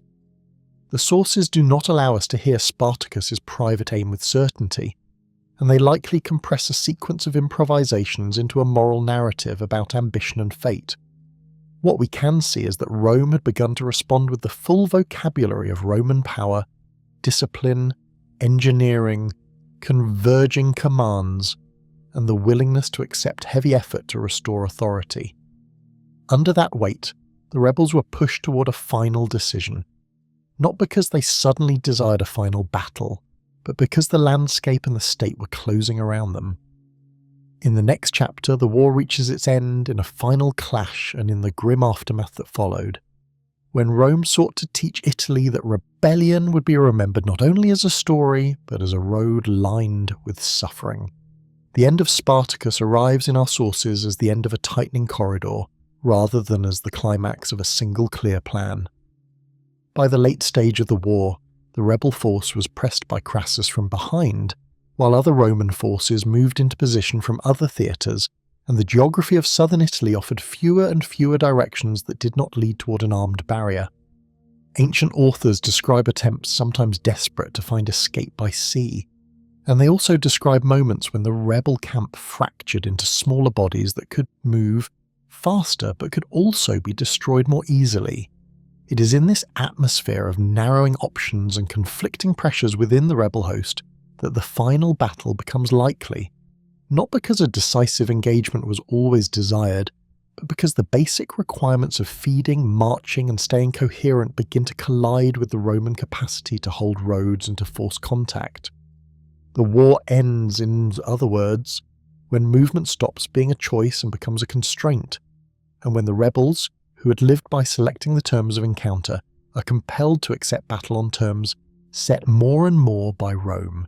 What happened in the last clash is described with admiration even by hostile narrators, yet the details vary, and those variations matter.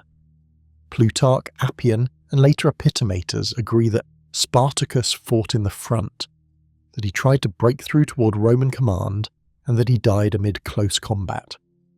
Plutarch adds a striking detail that Spartacus killed his own horse before the battle, declaring in effect that victory would provide new horses and defeat would make a horse useless. We should treat such scenes with caution, because ancient historians often shaped a life into symbolic gestures, yet it is also the kind of gesture that could be remembered precisely because it was theatrical and because it fit what Romans expected of a desperate commander. In any case, the consistent emphasis is that Spartacus did not flee. He did not disappear into the countryside as a bandit chief. He stood where men could see him, and he fought as if the last hope lay in breaking the Roman line by force rather than in slipping past it. The end of Spartacus is also marked by an absence that becomes meaningful. Several sources indicate that his body was not recovered or was not recognized. In practical terms, this is unsurprising. A battle in ancient conditions produces confusion, dust, blood, and a field of bodies stripped quickly for arms, armour, and anything that can be carried. If Spartacus fell among the press, and if his followers broke or were pursued, there may have been no one left who could point and say, "Here he lies." Yet the symbolic weight of the missing body is important. Rome liked enemies displayed, paraded, named, and reduced to a trophy. When the corpse of a leader cannot be presented, the victory feels less complete, and memory remains slightly unsettled. The sources therefore compensate by emphasizing his manner of death, portraying him as wounded, surrounded, refusing to yield, and falling only when his body could no longer obey his will. The very insistence on this posture suggests Roman need to close the story with moral clarity, even when physical proof was lacking. The defeat did not end violence at once, because large revolts rarely vanish in a single moment. A broken army sheds fragments, and fragments can become bands of fugitives, some trying to reach mountains, some trying to hide among rural labourers, some simply scattering in a panic. Roman writers acknowledge that smaller groups remained, and that some were cut down afterward, including by forces not under Crassus. This is where Pompey enters the story in a way that reveals Roman politics as sharply as it reveals Roman military practice. Returning from campaigns in Spain with veteran troops, Pompey encountered remnants of the rebel force and destroyed them, then reported to Rome that he had ended the war, framing Crassus's victory as the defeat of a main body and his own as the finishing of the conflict. The Senate could accept this language because it wanted closure, and because rivalries among commanders were a familiar feature of the late Republic. For Crassus, who had borne the sustained weight of the campaign, this was a theft of credit. For Pompey, it was an opportunity to convert a convenient clean-up into prestige. The aftermath that most haunted Italy was not the final battle itself, but the punishment that followed. Our sources report that roughly 6,000 captured rebels were crucified along the Appian Way, placed at intervals from the region of Capua toward Rome. The number may be rounded, as ancient numbers often are, yet the practice is well attested, and the intention is unmistakable. Crucifixion was not chosen because it was efficient. It was chosen because it was visible, slow and humiliating, a method designed to make the body a billboard of state power. The condemned were fixed to wooden crosses by rope or nails, raised upright and left to die over hours or days. Thirst, Exposure, shock, and suffocation did the work. Birds and insects arrived. The road became a corridor of warning, and every traveller became an unwilling witness. Rome was speaking to Italy in a language of wood and iron, declaring that rebellion would be answered not only with death, but with a landscape of death. The Appian Way itself intensified the message, because it was one of the Republic's most famous and heavily used roads. Built of layered stone and gravel, edged and maintained as a military artery, it connected Rome to the southern regions and carried a steady flow of carts, officials, merchants, and private travellers. Tombs and memorials already lined parts of its approach, because Romans often placed their dead along roads so the living would remember them. By placing crosses along this same route, the state fused two kinds of roadside display, honour and terror, and it made terror the dominant lesson. The crucified bodies were spaced so that the necks could be seen before the last had vanished from sight, turning travel into a continuous experience of warning. This was not merely punishment of individuals, it was an attempt to repair the injury the revolt had inflicted on Roman authority, using the infrastructure of Roman movement as the medium through which fear would spread faster than rumour. Crassus gained political reward, but not without complications, and the details themselves reflect Roman sensitivity about what kind of victory this was. To defeat a foreign enemy could earn a triumph, a formal parade of conquest. To defeat enslaved rebels was more awkward, because a triumph would imply that slaves were a worthy opponent, yet to deny honours entirely would insult the commander and suggest weakness. The honours Crassus received were therefore significant, but could be framed as less than the highest celebration. A public acknowledgement that still preserved the fiction that the enemy had not been Rome's equal. Pompey, meanwhile, returned with the aura of broader campaigns and could claim a more conventional glory. This imbalance deepened rivalry between the two men, and it mattered because the late Republic was an environment in which military reputations were not simply personal decorations, they were political weapons used to gather clients, to sway elections, and to intimidate opponents. The Spartacus War, which began in a kitchen and a courtyard, thus fed directly into the competitive machinery that would soon push Rome further towards civil conflict. The meaning of Spartacus's defeat for Rome lay in reassurance and in unresolved anxiety. Reassurance came from the restoration of control, the reopening of roads, the return of estates to routine, and the public demonstration that the state could punish. Anxiety remained because the revolt had revealed the scale of the enslaved population and the fragility of the assumptions that kept it obedient. Rome could crucify thousands, yet it could not erase the memory that thousands had already marched, fought, and defeated Roman forces in open ground.